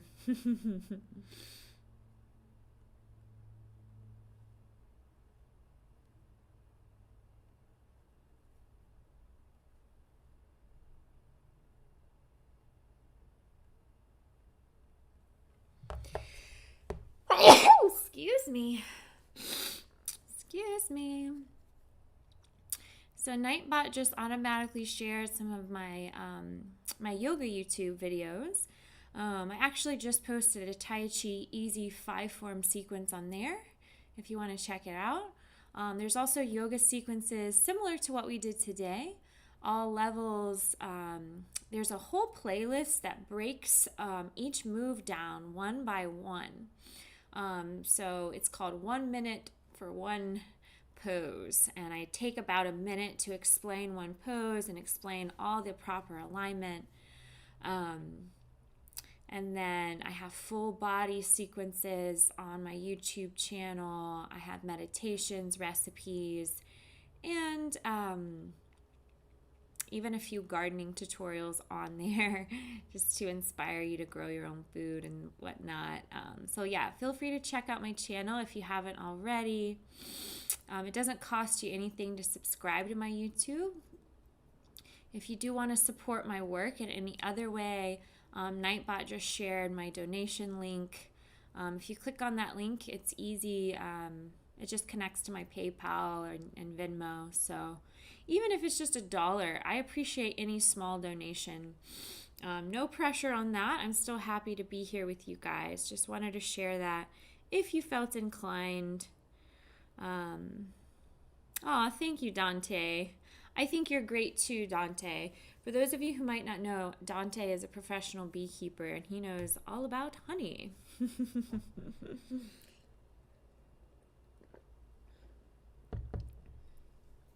To really open up tight hips and hamstrings, it is necessary to consistently go deeper. Is it necessary? Longer opening poses. So that's a good question. So it really just depends on how open you really want to be. Some people just want to release stress. So holding a pose, so we actually did a lot of hip opening today. And so what we did today was enough to open the hips to an extent where you feel fluid and mobile. As we age, mobility can become increasingly challenging if we don't practice yoga and if we don't practice certain exercises. So if you just want to be able to function well in life and feel good, it's not necessarily to hold your poses for 10, 15 minutes. There is a style of yoga called yin yoga, and I used to teach yin yoga, a warm yin yoga class at a Bikram yoga studio. And it's kind of a complement to a very active workout. And you essentially hold deep stretches anywhere from 2 to 5 minutes. So it challenges the body and mind in different ways. But if your goal is to really open your hips even more, then yin yoga might be something you want to practice. So it's basically just taking poses like pigeon, figure four, or any other hip opening poses and holding the poses for several minutes. But again, when you do that, you want to make sure you're taking those deep inhales and slow exhales. That's really, really, really key when you're holding poses for a long time. You need to be careful with yin poses because unlike vinyasa, with yin, you don't ever want to push to your maximum edge of resistance. You want to find a variation of a pose that's a little more sustainable. So for instance, in pigeon pose, if you're holding it for several minutes, you want to make sure you're using props or you're just pushing to a subtler, a slightly more gentle edge of resistance if you're holding the stretch for a longer time. Did that answer your question? Hips and hearts. Figure four sequence was powerful. Yeah. All those figure four movements we did were great for opening the hips for sure. And we did Happy Baby a couple times, which is also one of my favorites. Yeah, lots of hip opening. And doing the figure four, doing this one is one of my favorites. You can do the figure four this way and then extending the leg and bowing. That's one of my favorite ways of opening the hips. And then like we did here, so the sequence we did today was basically about strengthening the core and opening the hips and the heart at the same time. So it's a full body engagement. Hello, John. Thank you for the little hearts. Welcome back. What are you up to today, John? Pigeon can be a hard pose, but it's important to give yourself enough support when you're doing pigeon pose, because it's easy to overextend in pigeon if you're really trying to push really hard. That's why recline pigeon or a figure 4 pose is a good way to start. So whenever you're doing pigeon,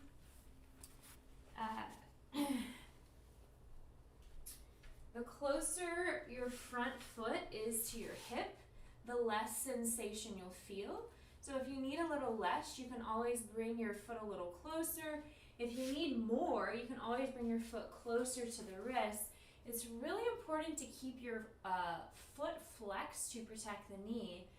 And you want to have square hips, and you want your back leg to be straight, your toes untucked.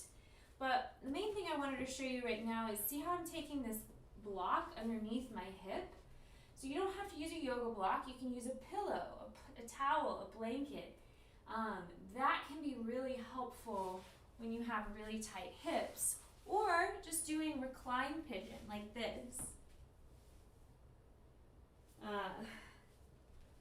Because pigeon can be a very intense hip opening pose.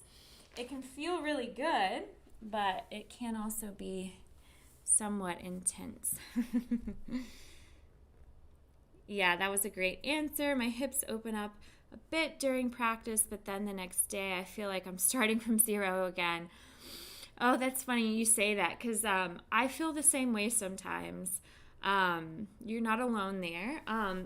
And that can be related to many different factors. So some of us, especially women, just tend to hold our stress in our hips. Guys too. But, in life, everyone deals with stress to an extent, and some people just hold their stress in their shoulders. Some people hold more stress in their neck, and some people hold more stress in their hips.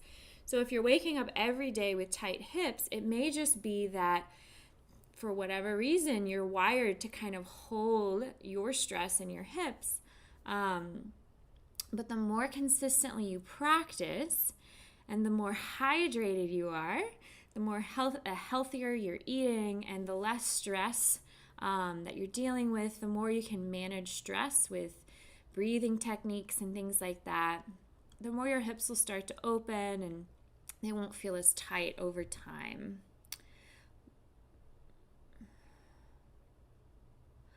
Block.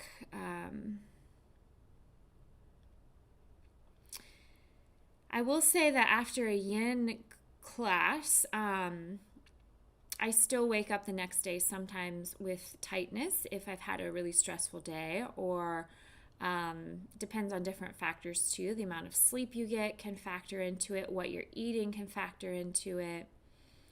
Block is supporting and prevents from falling. Yeah, absolutely.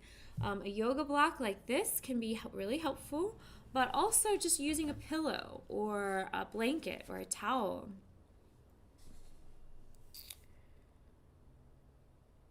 I have same issues with my calves. They are tight, painful, won't stretch easily. Yeah, so Mopar, I think you go on a lot of walks and runs, right? Because I remember you mentioning a few times how you just went for like a really long hike or walk before yoga. So it may just be that that's kind of the cause of your chronic tight calves. But again, the more consistent you stretch your calves, the less tight they'll feel over time. You can also do some self-massage, right? You can get one of those little massager tools, massage your calves. You can get a foam roller. Ether, I was going to tell you that you can roll out your hips using a foam roller. I don't know where mine is at the moment, otherwise I'd show you. But if you do a figure 4 pose and you roll out the hips, let me see if I can show you really quickly. I'm gonna look for my foam roller.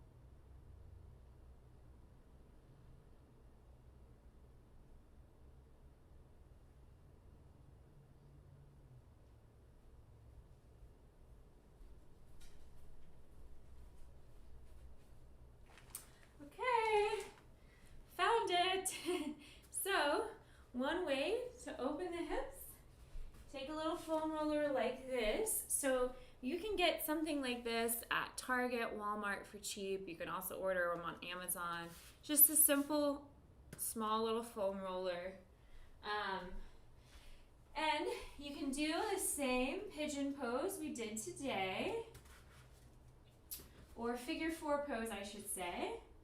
Left ankle over the right thigh. And what you can do is simply take your foam roller. So you notice how we practiced lifting the hips in a reverse tabletop figure 4? You can start doing that and then relax your hip on the foam roller and then gently rock back and forth on the foam roller like this. So this is one way to really release tension in the hips. So if your hips are feeling so tight that it's painful or anything, rolling on the foam roller like this in a figure 4 can be extremely helpful. Probably look funny doing it, but it can be really helpful.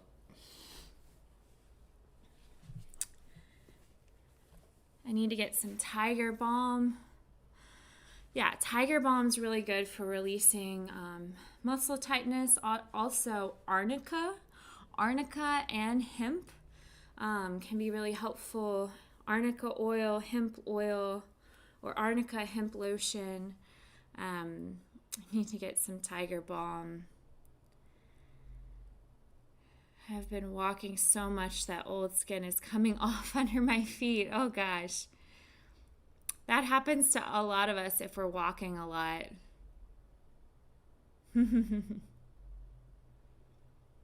That is intense. Yeah, I have a foam roller and I just tried along with you. Yeah, exactly. Oh, good. So you have one. Yeah. This can be your best friend if you're really focused on releasing tension in the hips, and you can use this on the back and all kinds of things.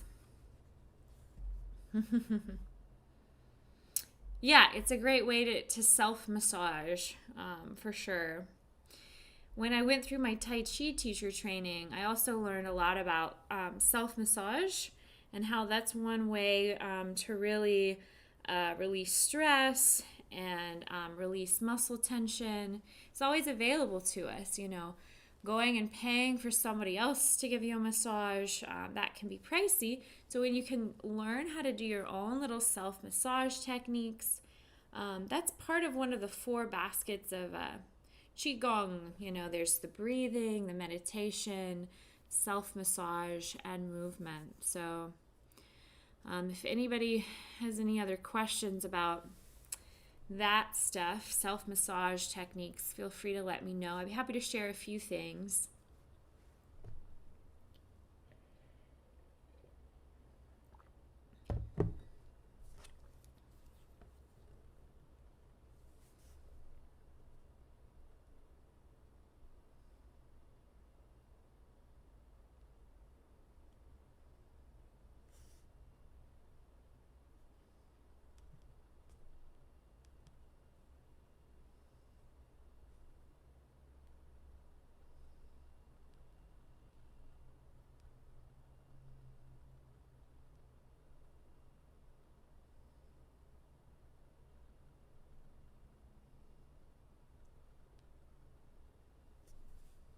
Back scratcher thing is awesome.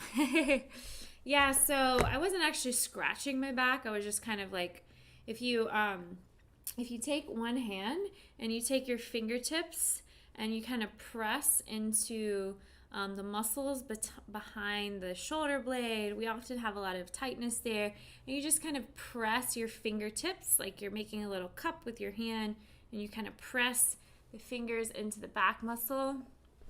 And then, here, I'll turn around so you can see. Do something like this. And then you just draw circles with the other arm. It's a great way to just release tension in that area. Also the neck. You can start by turning your head to the left. If the right elbow's out, right fingers to left side of the neck. You can take a deep breath in and then breathe out as you look at your right elbow, and you're just kind of swiping your hands as you kind of fling up the hands. So breathe in and then breathe out. Breathe in, breathe out. That's one way to massage the trapezius and the neck. And then this is a really good way to just massage the shoulder. So if those muscles are ever really tight, you can always try those little self-massage techniques. And then massaging the feet, you know, we have all kinds of pressure points on the hand, the feet, and even the face too that connect to different organs. So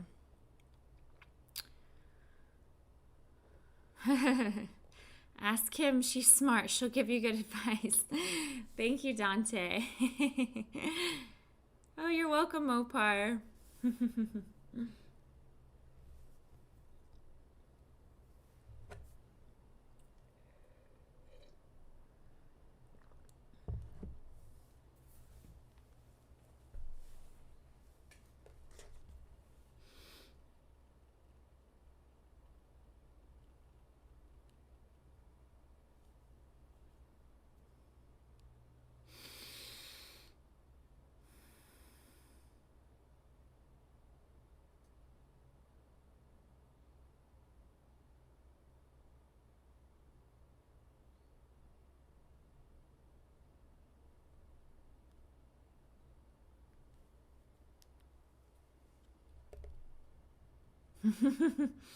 Had time for any gardening?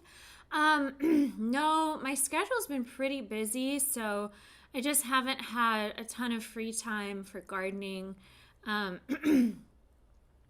the weekend, Saturdays usually my more open day because I teach kids intro to music and I teach kids yoga Saturday morning. But then I usually have free time. But lately I've been getting offered to work princess parties as a part-time job. I work for this company that will offer me opportunities to as an actor to dress up as different Disney princesses and like entertain kids at parties. They're really close to being identical to Disney princesses without actually calling them Disney princesses at these companies that I work for. So I've been doing a lot of those lately. Oh, thank you for following, Sirakor. Sirakor. How are you today? So yeah, I just, and I teach classes all day on Sunday, and I teach classes throughout every day. My nighttime is really my only free time, and you can't really do gardening at night because it's dark. So I just haven't had much time, but hopefully I'll have a little time soon for gardening. I'm feeling okay. Thank you for asking, Mopar. I'm actually feeling kind of tired today. I just had to stay up late taping an audition, and I didn't get enough sleep, but I'm still feeling okay. I'm just not like 100%, but thank you for asking. Yee! So I think Nightbot just shared my Discord server, so if anybody wants to join our little Discord community, click on the Discord, and we can chat there anytime when I'm not live streaming. Hello, Sirocco. I mean, you can do gardening at night. It's just not very efficient. Well, when it's dark, I guess it depends on where you're doing it, right? If I'm doing gardening somewhere where there's like lots of lights, I could see. But my apartment complex, the raised beds area, there's no lights out there. I'd have to like bring a flashlight, and yeah, you're right, Sirakor. You could do gardening, but it'd be hard to see. And plus at night, I also teach classes at nights too. I sometimes don't get done until 9 or 10 p.m. And then I've just been really tired after that, or I have to stay up late taping an audition. So, gardening by the aided headlamp. Yeah, I wouldn't mind doing gardening at night if I had good lighting. But But yeah, I've also just been swamped with auditions lately. My agent, I am very grateful my agent sends me auditions, but it can be very time consuming and energy consuming. Ether says, I water the plants in the dark, mysterious night. Hi, Unsolved Mystery. How are you? Sirocco, what brought you to my stream? Where are you from?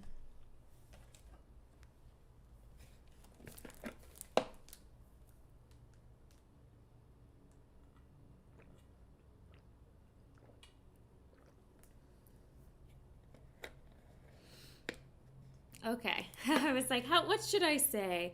Syrah. That's easier. Syrah. I like that. Well, hello, Syrah. Thank you for following. Are you into yoga?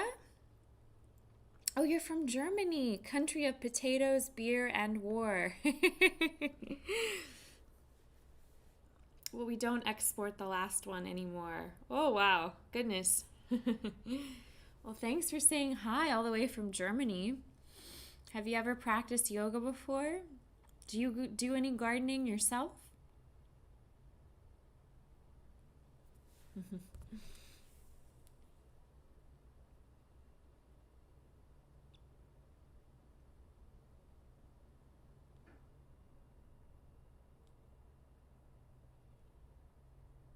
I'm not really into yoga, but I practice. Oh, meditation. Well, yoga is meditation. Meditation is yoga. Certain forms of yoga are basically like moving meditation, but even sitting and still meditation is still technically yoga. So that's great. What style of meditation do you practice? What's your meditation style? Oh, hello, Elder Vine. How are you? Good to see you.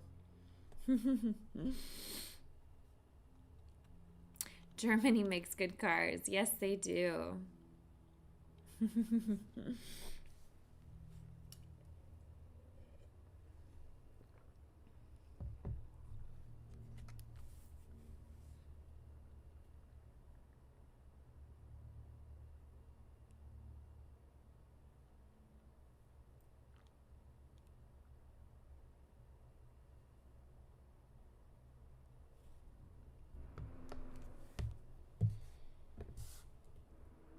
We have something called Schrebergarten here, where a garden association will rent a piece of land from the city and split it into lots to rent to people who live in the city but want to have a garden. That's wonderful. That's so cool. It's called, I'm probably going to mispronounce it, Schrebergarten. Schrebergarten. So the association rents land. See, that's what I really want to do. I would love to get connected with like a few people who live near me and have a joint shared community garden so we can all pitch in and then share the produce. But I'm in the process of looking into another garden because I have an apartment complex with just like a couple raised beds. It's just not much space to grow stuff. So that's not super motivating. But there are some community gardens near where I live.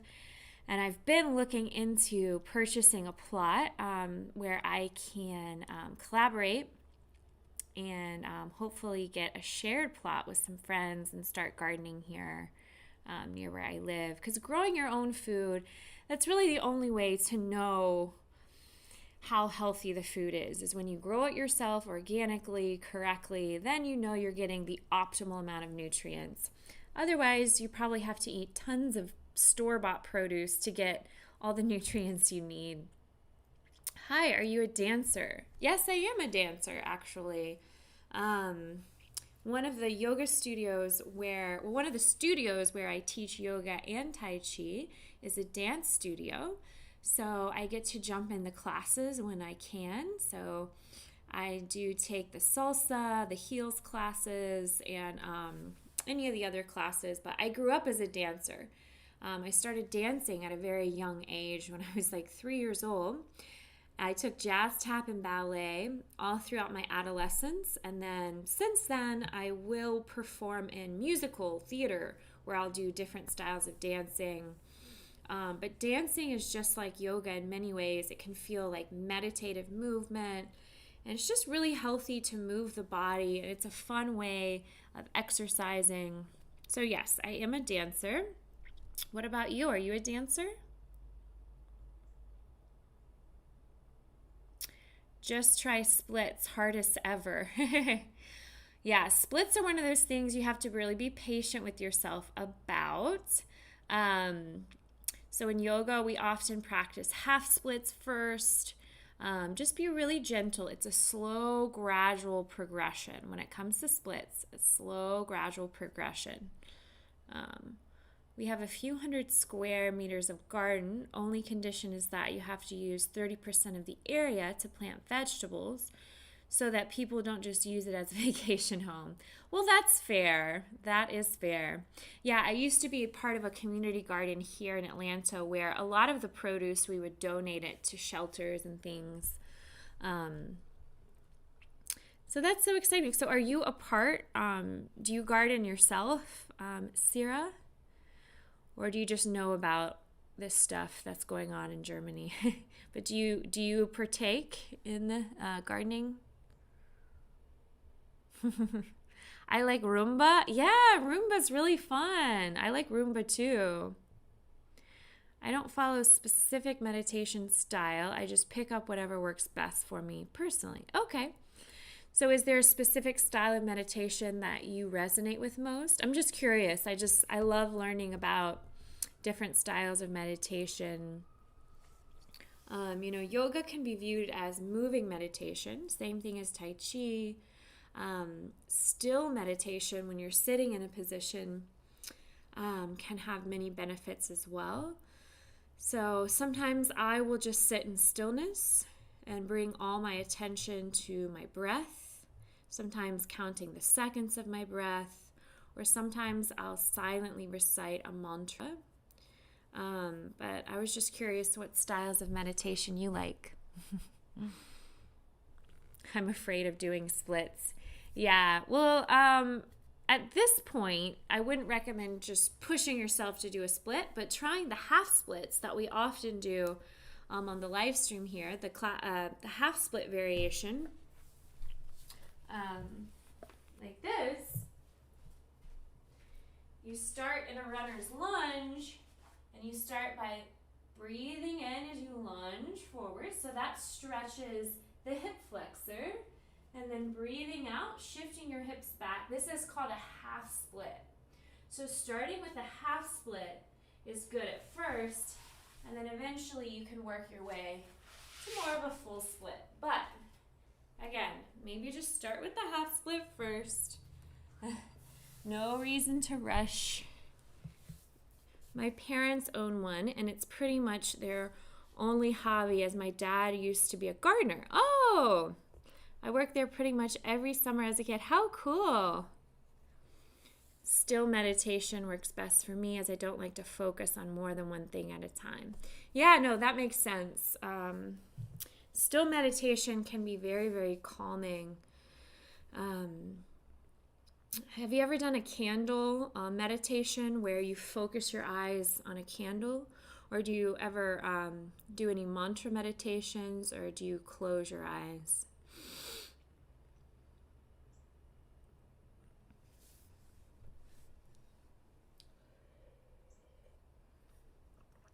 Unsolved mystery. I have about 20 minutes left before I have to leave to go teach a private client today.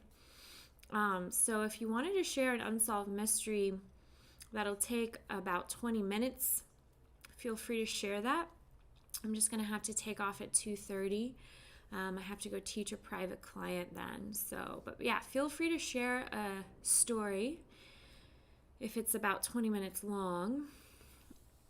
Still meditation works best for, oh, you already read that. All of that pretty much. Oh, so you practice kind of like a variety of meditation. Cool. I will close my eyes sometimes. I will say a mantra sometimes. Yeah, I like to change it up as well. Sometimes I just like to lie down and relax on my back, and I'll just close my eyes, and sometimes I'll visualize light, and I'll visualize light entering my head. It depends on my goal with meditation. If my goal is for clarity of mind, or if my goal is just to relax. If my goal is to relax, visualizing light entering the crown of my head and then slowly traveling to every part of my body can be helpful. Doing light visualizations. You were able to do a full headstand? Oh, that's so exciting. Good for you, Ether. 10 to 15 seconds. That's incredible. Thank you so much for sharing. That's wonderful. Congrats, Ether. Was that the longest you've held a full headstand?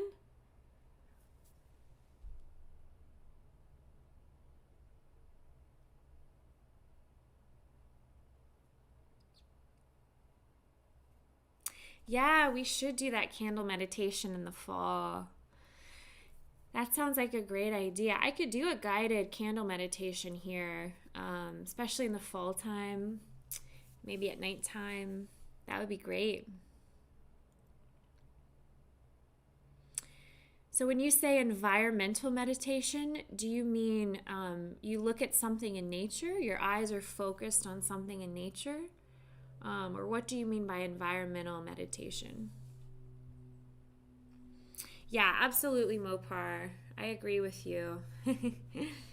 Candles are awesome in the fall season before the winter.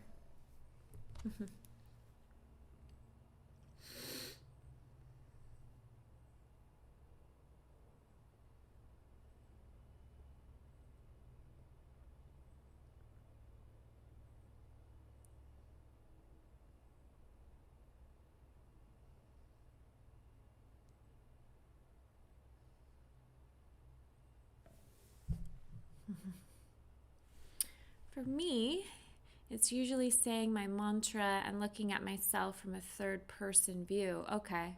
Then looking at that me from a third person's view and so on, kind of like a loop. Right. So it's almost like an outer body experience, like you're looking at yourself. And when you say looking at yourself, you mean observing your thoughts. From an objective standpoint, you're kind of creating a little distance between judging or attaching to your thoughts and just being the silent witness of your thoughts. Or do you mean like more of like a physical visualization, like you imagine yourself looking at your physical body and trying to just clear and slow down your thoughts? I'm just curious.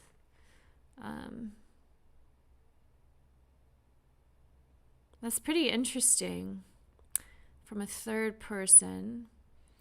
Yeah, so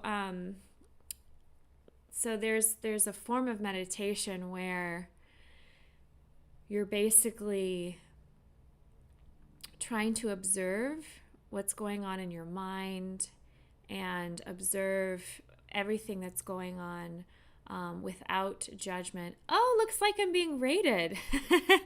Oh, thank you so much for the raid, Celtsy. Welcome, everyone. We are just chatting about different forms of meditation right now. Thank you so much for the raid, Celtsy. You're the best. So excited to get rated. Welcome, welcome, everyone. My name is Kim. I teach yoga, meditation, Tai Chi, and I'm a nutrition specialist. So I just taught an hour Vinyasa Yoga class every Tuesday and Thursday. I teach a class here on Twitch from 12 to 1 p.m. Atlanta, Georgia time. And then I will stay and chat and answer any questions about yoga, health, and wellness. Welcome, welcome, everyone. Let me know where you are in the world. Thank you so much, Celtsy. Namaste to you. Environmental meditation, simply put, is using the different elements of our environment as objects of meditation in order to effect the transformation of our consciousness and move us into a state of balanced communication with the earth. Oh, so you mean integrating the elements. So let me see if I get this right. Namaste, Celsi. Thank you for everyone rating right now. Welcome. So, if I understand you correctly, are you saying that you go through all the elements, water, fire, and earth, and you kind of imagine embodying those characteristics of grounding, connected to the physical world, inviting fluidity like water, adaptability, inviting fire, power, strength, inviting air. So we kind of did sort of like an air theme today in yoga because it was all about being lighthearted and playful. Is that what you mean? Unsolved mystery, like connecting to all those elements and all the qualities of those elements? Or do you want to elaborate on what you mean? More of a physical thing to slow and then clear my thoughts. Okay, yeah, thanks for explaining. That makes sense. Sometimes the outside-in approach really works with meditation. But I always say, with any meditation, it's impossible to empty your thoughts, right? I think, therefore I am. Welcome to being human. So to try to force thoughts out isn't good either. So in still meditation, it's more about observing your thoughts without judgment, observing your thoughts almost like clouds passing by without attaching to or identifying with the thoughts, and know that the thoughts are just thoughts and your thoughts don't define the wholeness of who you are. So creating a little space between the observer, the one who sees your thoughts, connecting to the observer, being the silent witness of your thoughts. Oh my goodness, I'm so excited. Thank you so much for following me, everyone. I will go through and follow each one of you back. Hi, Bruter Sputin. So I'm a 200-hour certified yoga instructor, certified Tai Chi instructor, and a nutrition specialist. So every Tuesday and Thursday at 12 p.m. Atlanta, Georgia time, I offer a Vinyasa Yoga sequence with lots of options for all levels, followed by just chatting. So today we did a dynamic Vinyasa Yoga sequence for strength, core strength, lower body strength, upper body strength, and then of course flexibility and mindfulness as well. Every sequence that I share here on Twitch will be unique and different because I feel a variety is really good for your body and mind. So my Vinyasa yoga flows can be quite creative and challenging in new and different ways. I think it's always important to challenge your body and mind in new and different ways.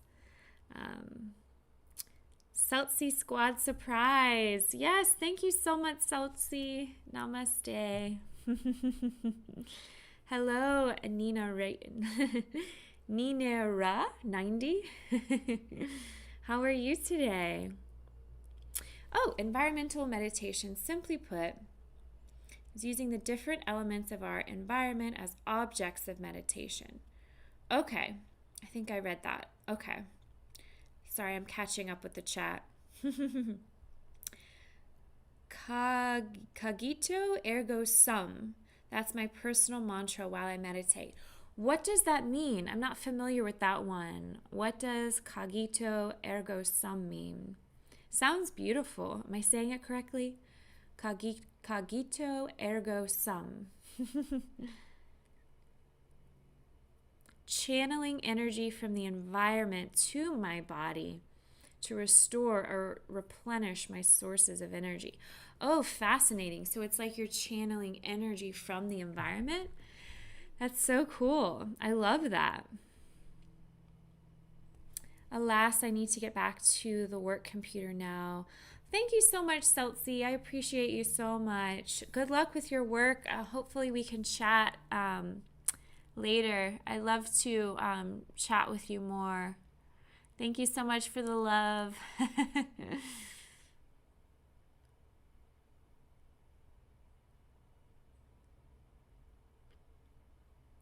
Hey, I was wondering if you have any ghost stories, paranormal experiences you would be happy to share. Well, Unsolved Mystery always has some fascinating ghost stories and paranormal experiences. Unsolved Mysteries always has some great ones.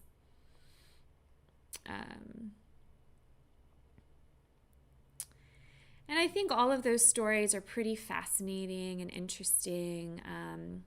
I want my stream to be focused mostly on positive energy, so I don't mind sharing stories that are a little dark, as long as we're more focused on the light than the dark. But no, I really appreciate Unsolved Mystery. Unsolved Mystery literally has really great unsolved mysteries to share that are really interesting and mysterious. Cogito ergo sum means I think, therefore I am. Oh, that's what I just said. That's what I just said. It's the original quote. Also, it's Latin, and Latin is a dead language, so there's no correct pronunciation. Okay. I didn't know that meant. That's what I was just referencing. I think, therefore I am. Yes, we think.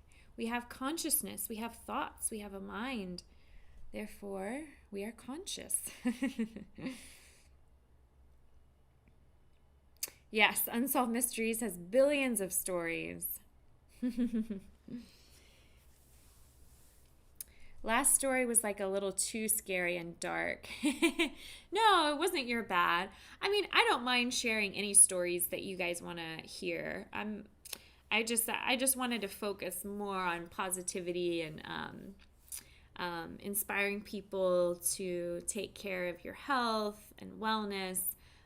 But I'm also a professional storyteller. I'm an actor. So I love telling stories, especially if it's like a positive message, something we can learn from them. But unsolved mystery stories can be really thought-provoking. So if you can share with me sometime, maybe away from the chat, I don't want to disrupt the energy of the stream. No, we actually often I will read a full story that Unsolved Mystery shares. So usually I try to chat until at least 3 o'clock. And sometimes I'll read a full hour-long story that Unsolved Mystery shares. So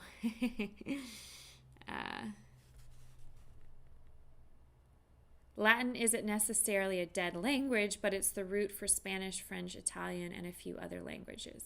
Absolutely. Latin is a good foundational language. I remember I studied French in college. That was like my main foreign language. And I kind of wish I had started with Latin because that's a great foundation language. Oh, you're also an actor? That's so cool. So you're currently studying film and drama at what university, if you don't mind me asking?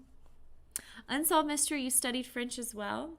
I remember you shared this like really fun, mysterious story that was mostly in French. And I did my best to pronounce the French. It was either the last story you shared or the story before that. It was very French. Cogito ergo sum resonated with me from a young age, and I felt a moment of clarity the first time I heard about it. Yeah, I think it's great to just embrace any mantra that really resonates with you. So that's wonderful to hear. I really like the mantra Om Namo Gurude Namo.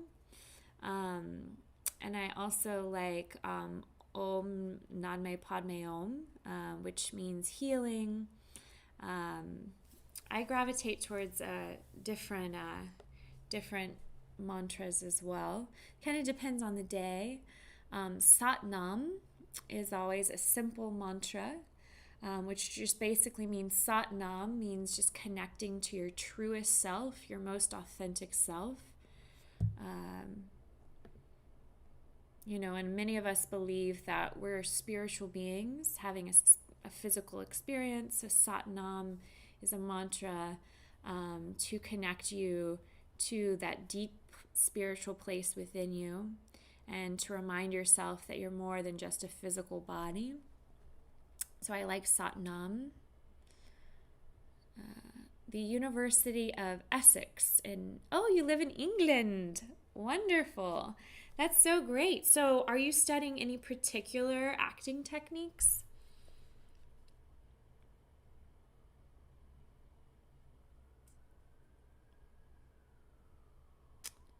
The meaning of a dead language is that it's not actively used as a language to converse in. Technically, I guess you're right there, Sierra. Because nobody just speaks Latin as a way to communicate anymore, do they? Maybe they do. I don't know. I didn't think they did. Yes, the story of the French family. That's the one I was referring to, Unsolved Mystery.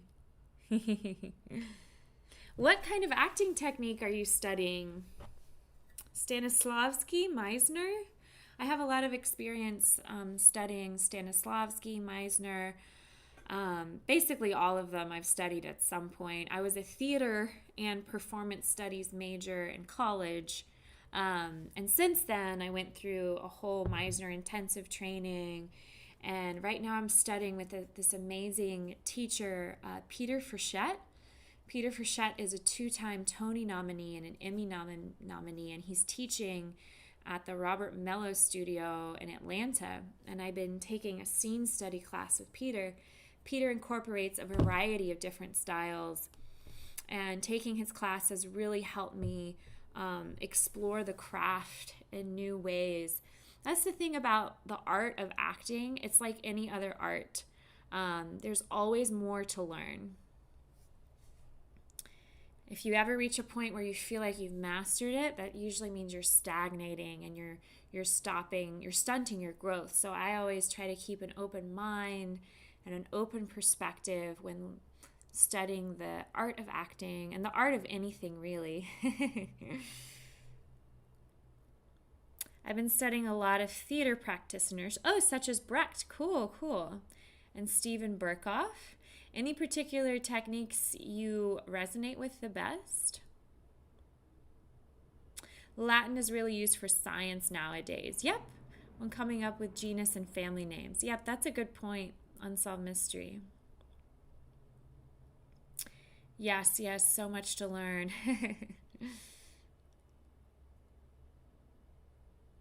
Steven Jerkoff? What? Oh, hello, Sergosuna. How are you? Serg here tuned into my my silly little piano music session the other night.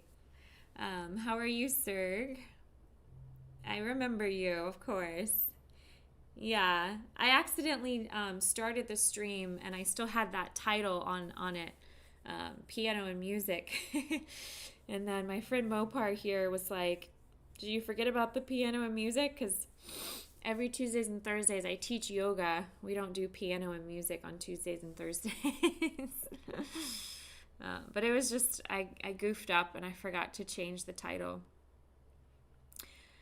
My energy isn't 100% today, I'm not going to lie. I stayed up really late taping an audition, so I'm not functioning 100%. I'm doing great, just having some breakfast. Oh, are you eating anything healthy? I love sharing healthy recipes as a nutrition specialist. It's something I love to do. Make sure you guys are hydrating today. Hydrate.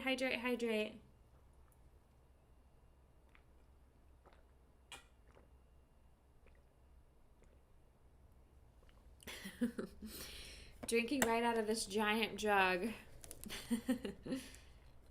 Oh, oatmeal is one of the healthiest things for your heart. It's a good source of protein and fiber. Oatmeal is fantastic, especially if you don't add a lot of sugar to it. I eat plain oatmeal all the time. It's so good for you. It's good for regulating your digestion. If you're ever dealing with like acid reflux, oatmeal is the best thing to eat. No sugar. I personally feel like a mantra should be something personal. Absolutely. Being taught meditation and a mantra should be seen as a guide to your own path of meditation and your own mantra, not to teach you a routine. Oh, I love that. Yes, yes. And when I teach yoga and meditation, I often offer suggestive guidance, but I always remind my students that yoga and meditation is a very, very personal practice.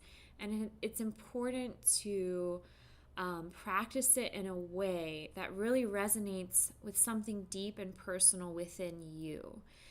Because what's deep and personal to you is going to be different for everyone else. So I think that's great. You really want to connect with a mantra that you identify with and that's meaningful to you. I completely agree. Gestus is definitely the technique I've enjoyed exploring the most this year. Oh, awesome. Very cool. So remind me what Gestus is exactly, if you don't mind. It's been a while since I've studied that. I had made this Red Bull ice cream once. Well, I, as a a health coach, I'm a professional health coach. I cannot advocate Red Bull. I don't think Red Bull is the healthiest thing, nor do I think ice cream is the healthiest thing. Although you can, everything in moderation, right? You can find ways of making healthier versions of ice cream with lower sugar and using things like coconut milk instead of dairy, almond milk, low sugar. But yeah, I do not condone Red Bull. Do you want to elaborate on what Gestus is? Is it Gestus or Gestus? Because it's been a long time since I've studied a method that I recall like that. I was in a martial arts match and someone used a bamboo sword. I straight up blocked it with a ring I had on my finger. Awesome. Gestus is the combination of both physical embodiment of an attitude or a stereotype of a character as well as vocal. Okay, so sort of like viewpoints. It's kind of like an outside in approach, the physical embodiment of an attitude. Yeah. So the thing I love about studying acting, it's very much like yoga. It's the body and mind connection. So when you're trying to get in the mindset of another character, it's important to think about how that character moves in the world, how they walk. Do they walk with their heart facing forward, or do they walk hunched over? Do they walk fast? Do they walk slow? So getting into the physicality of the character can really help ground your energy and ground your mind into the perspective of the character. That's pretty cool, yeah. It's all about the mind-body connection. I can't tell you how much practicing yoga has helped me refine my craft as an actor.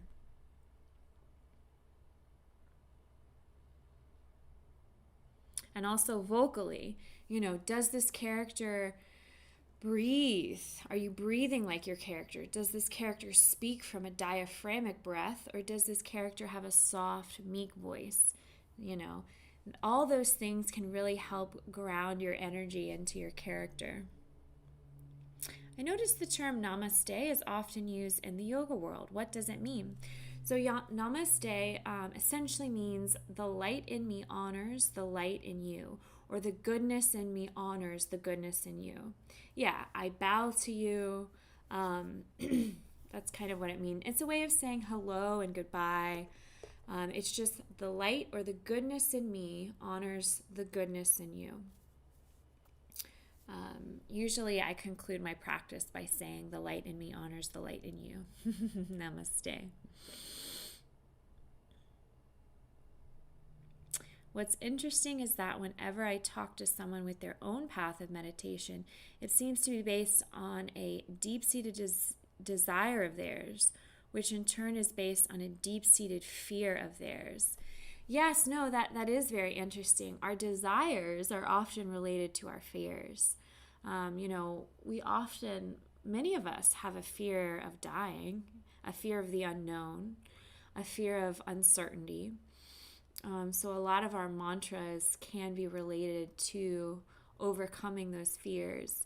I am accepting, I am peaceful, I am everlasting, No, I definitely understand what you mean there, Sira. Low sugar is hard, or trying avoiding sugar. I mean, it seems that sugar has been added to all foods. Yeah, it's really not, to me, I don't think eating things with low sugar is hard just because I'm used to it. I eat a lot of raw, organic produce, and I eat oatmeal plain without sugar. I don't add sugar to anything I eat. On occasion, the only type of sugar is like a little bit of cane sugar or a little bit of maple, sometimes honey. And the only other sugar type is the natural sugar, like from fruit. But even then, I don't eat a ton of fruit either, because of the way many of our fruit is grown and processed. You're not actually getting all the nutrients you're supposed to be getting because of all the genetically modified stuff. But yeah, it's really not hard for me personally to avoid sugar, but it's really the type of sugar that you want to be mindful of. So certain sugars are healthier than others, like sugar from fruit or sugar from maple, sugar from honey is much healthier than high fructose corn syrup or refined sugar. You really want to avoid refined and processed sugar. You really want to avoid processed food in general.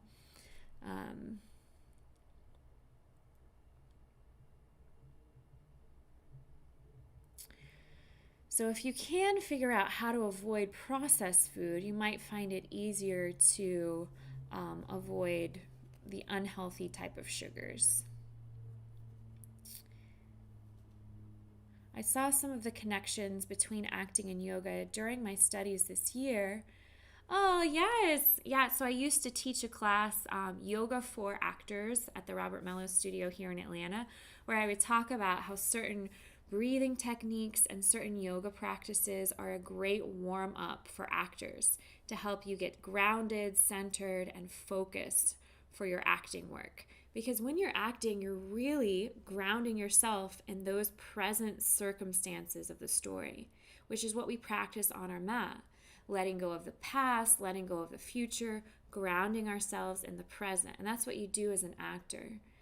You have to let go of who you were before, who you might be in the future, and completely ground yourself and surrender to the circumstances for the sake of storytelling, right? For the sake of touching the audience in a meaningful way.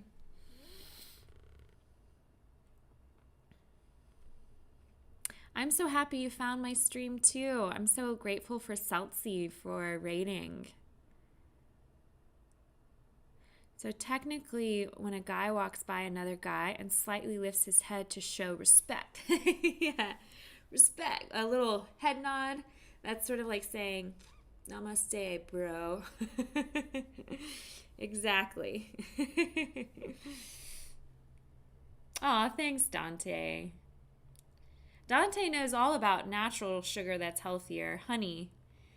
Manuka honey has a lot of medicinal properties. Honey is definitely a healthier sugar substitute out there.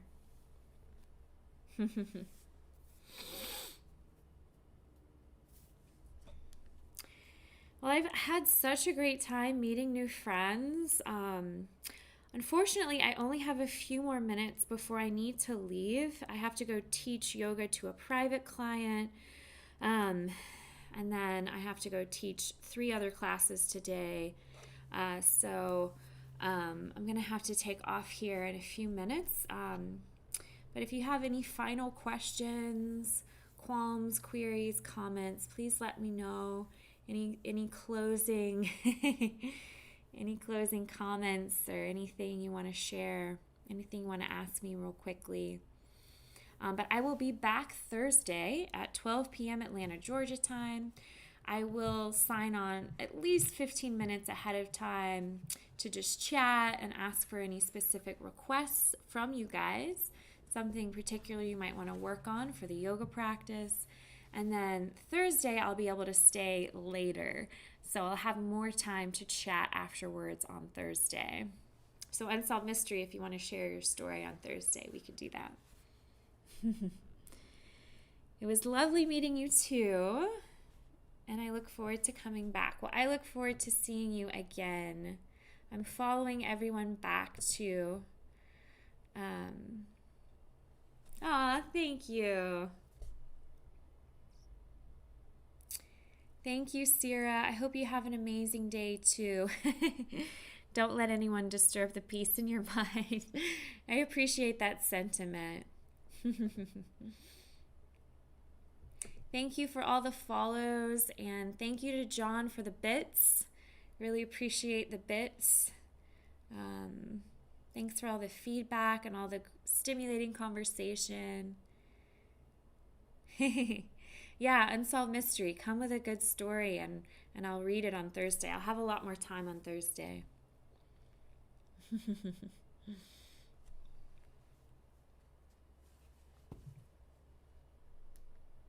Oh, yes. Who should I raid, you guys?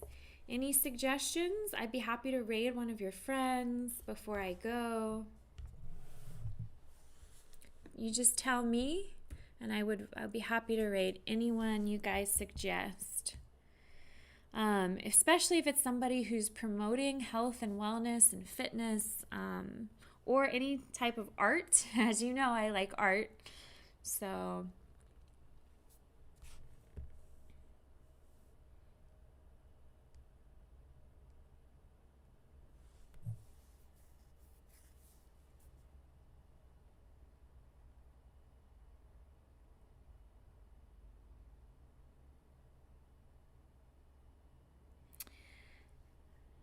So if I don't get any suggestions, I might raid Moose Aboot, who is also sharing some fitness and health practices.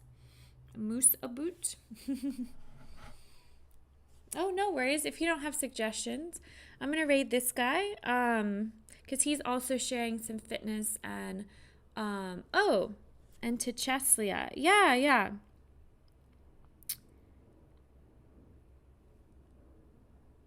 I can raid, I'll raid Techeslia since you suggested that we raid her. I love supporting other female fitness and health coaches. So, all right, well, stay healthy out there, friends. Feel free to join the Discord server.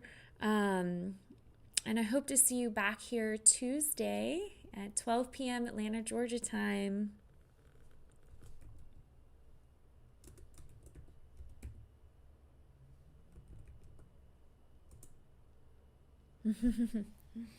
Bye, Mopar. Bye, everybody. Bye, Ether. Namaste to everyone. Thank you for the great chat.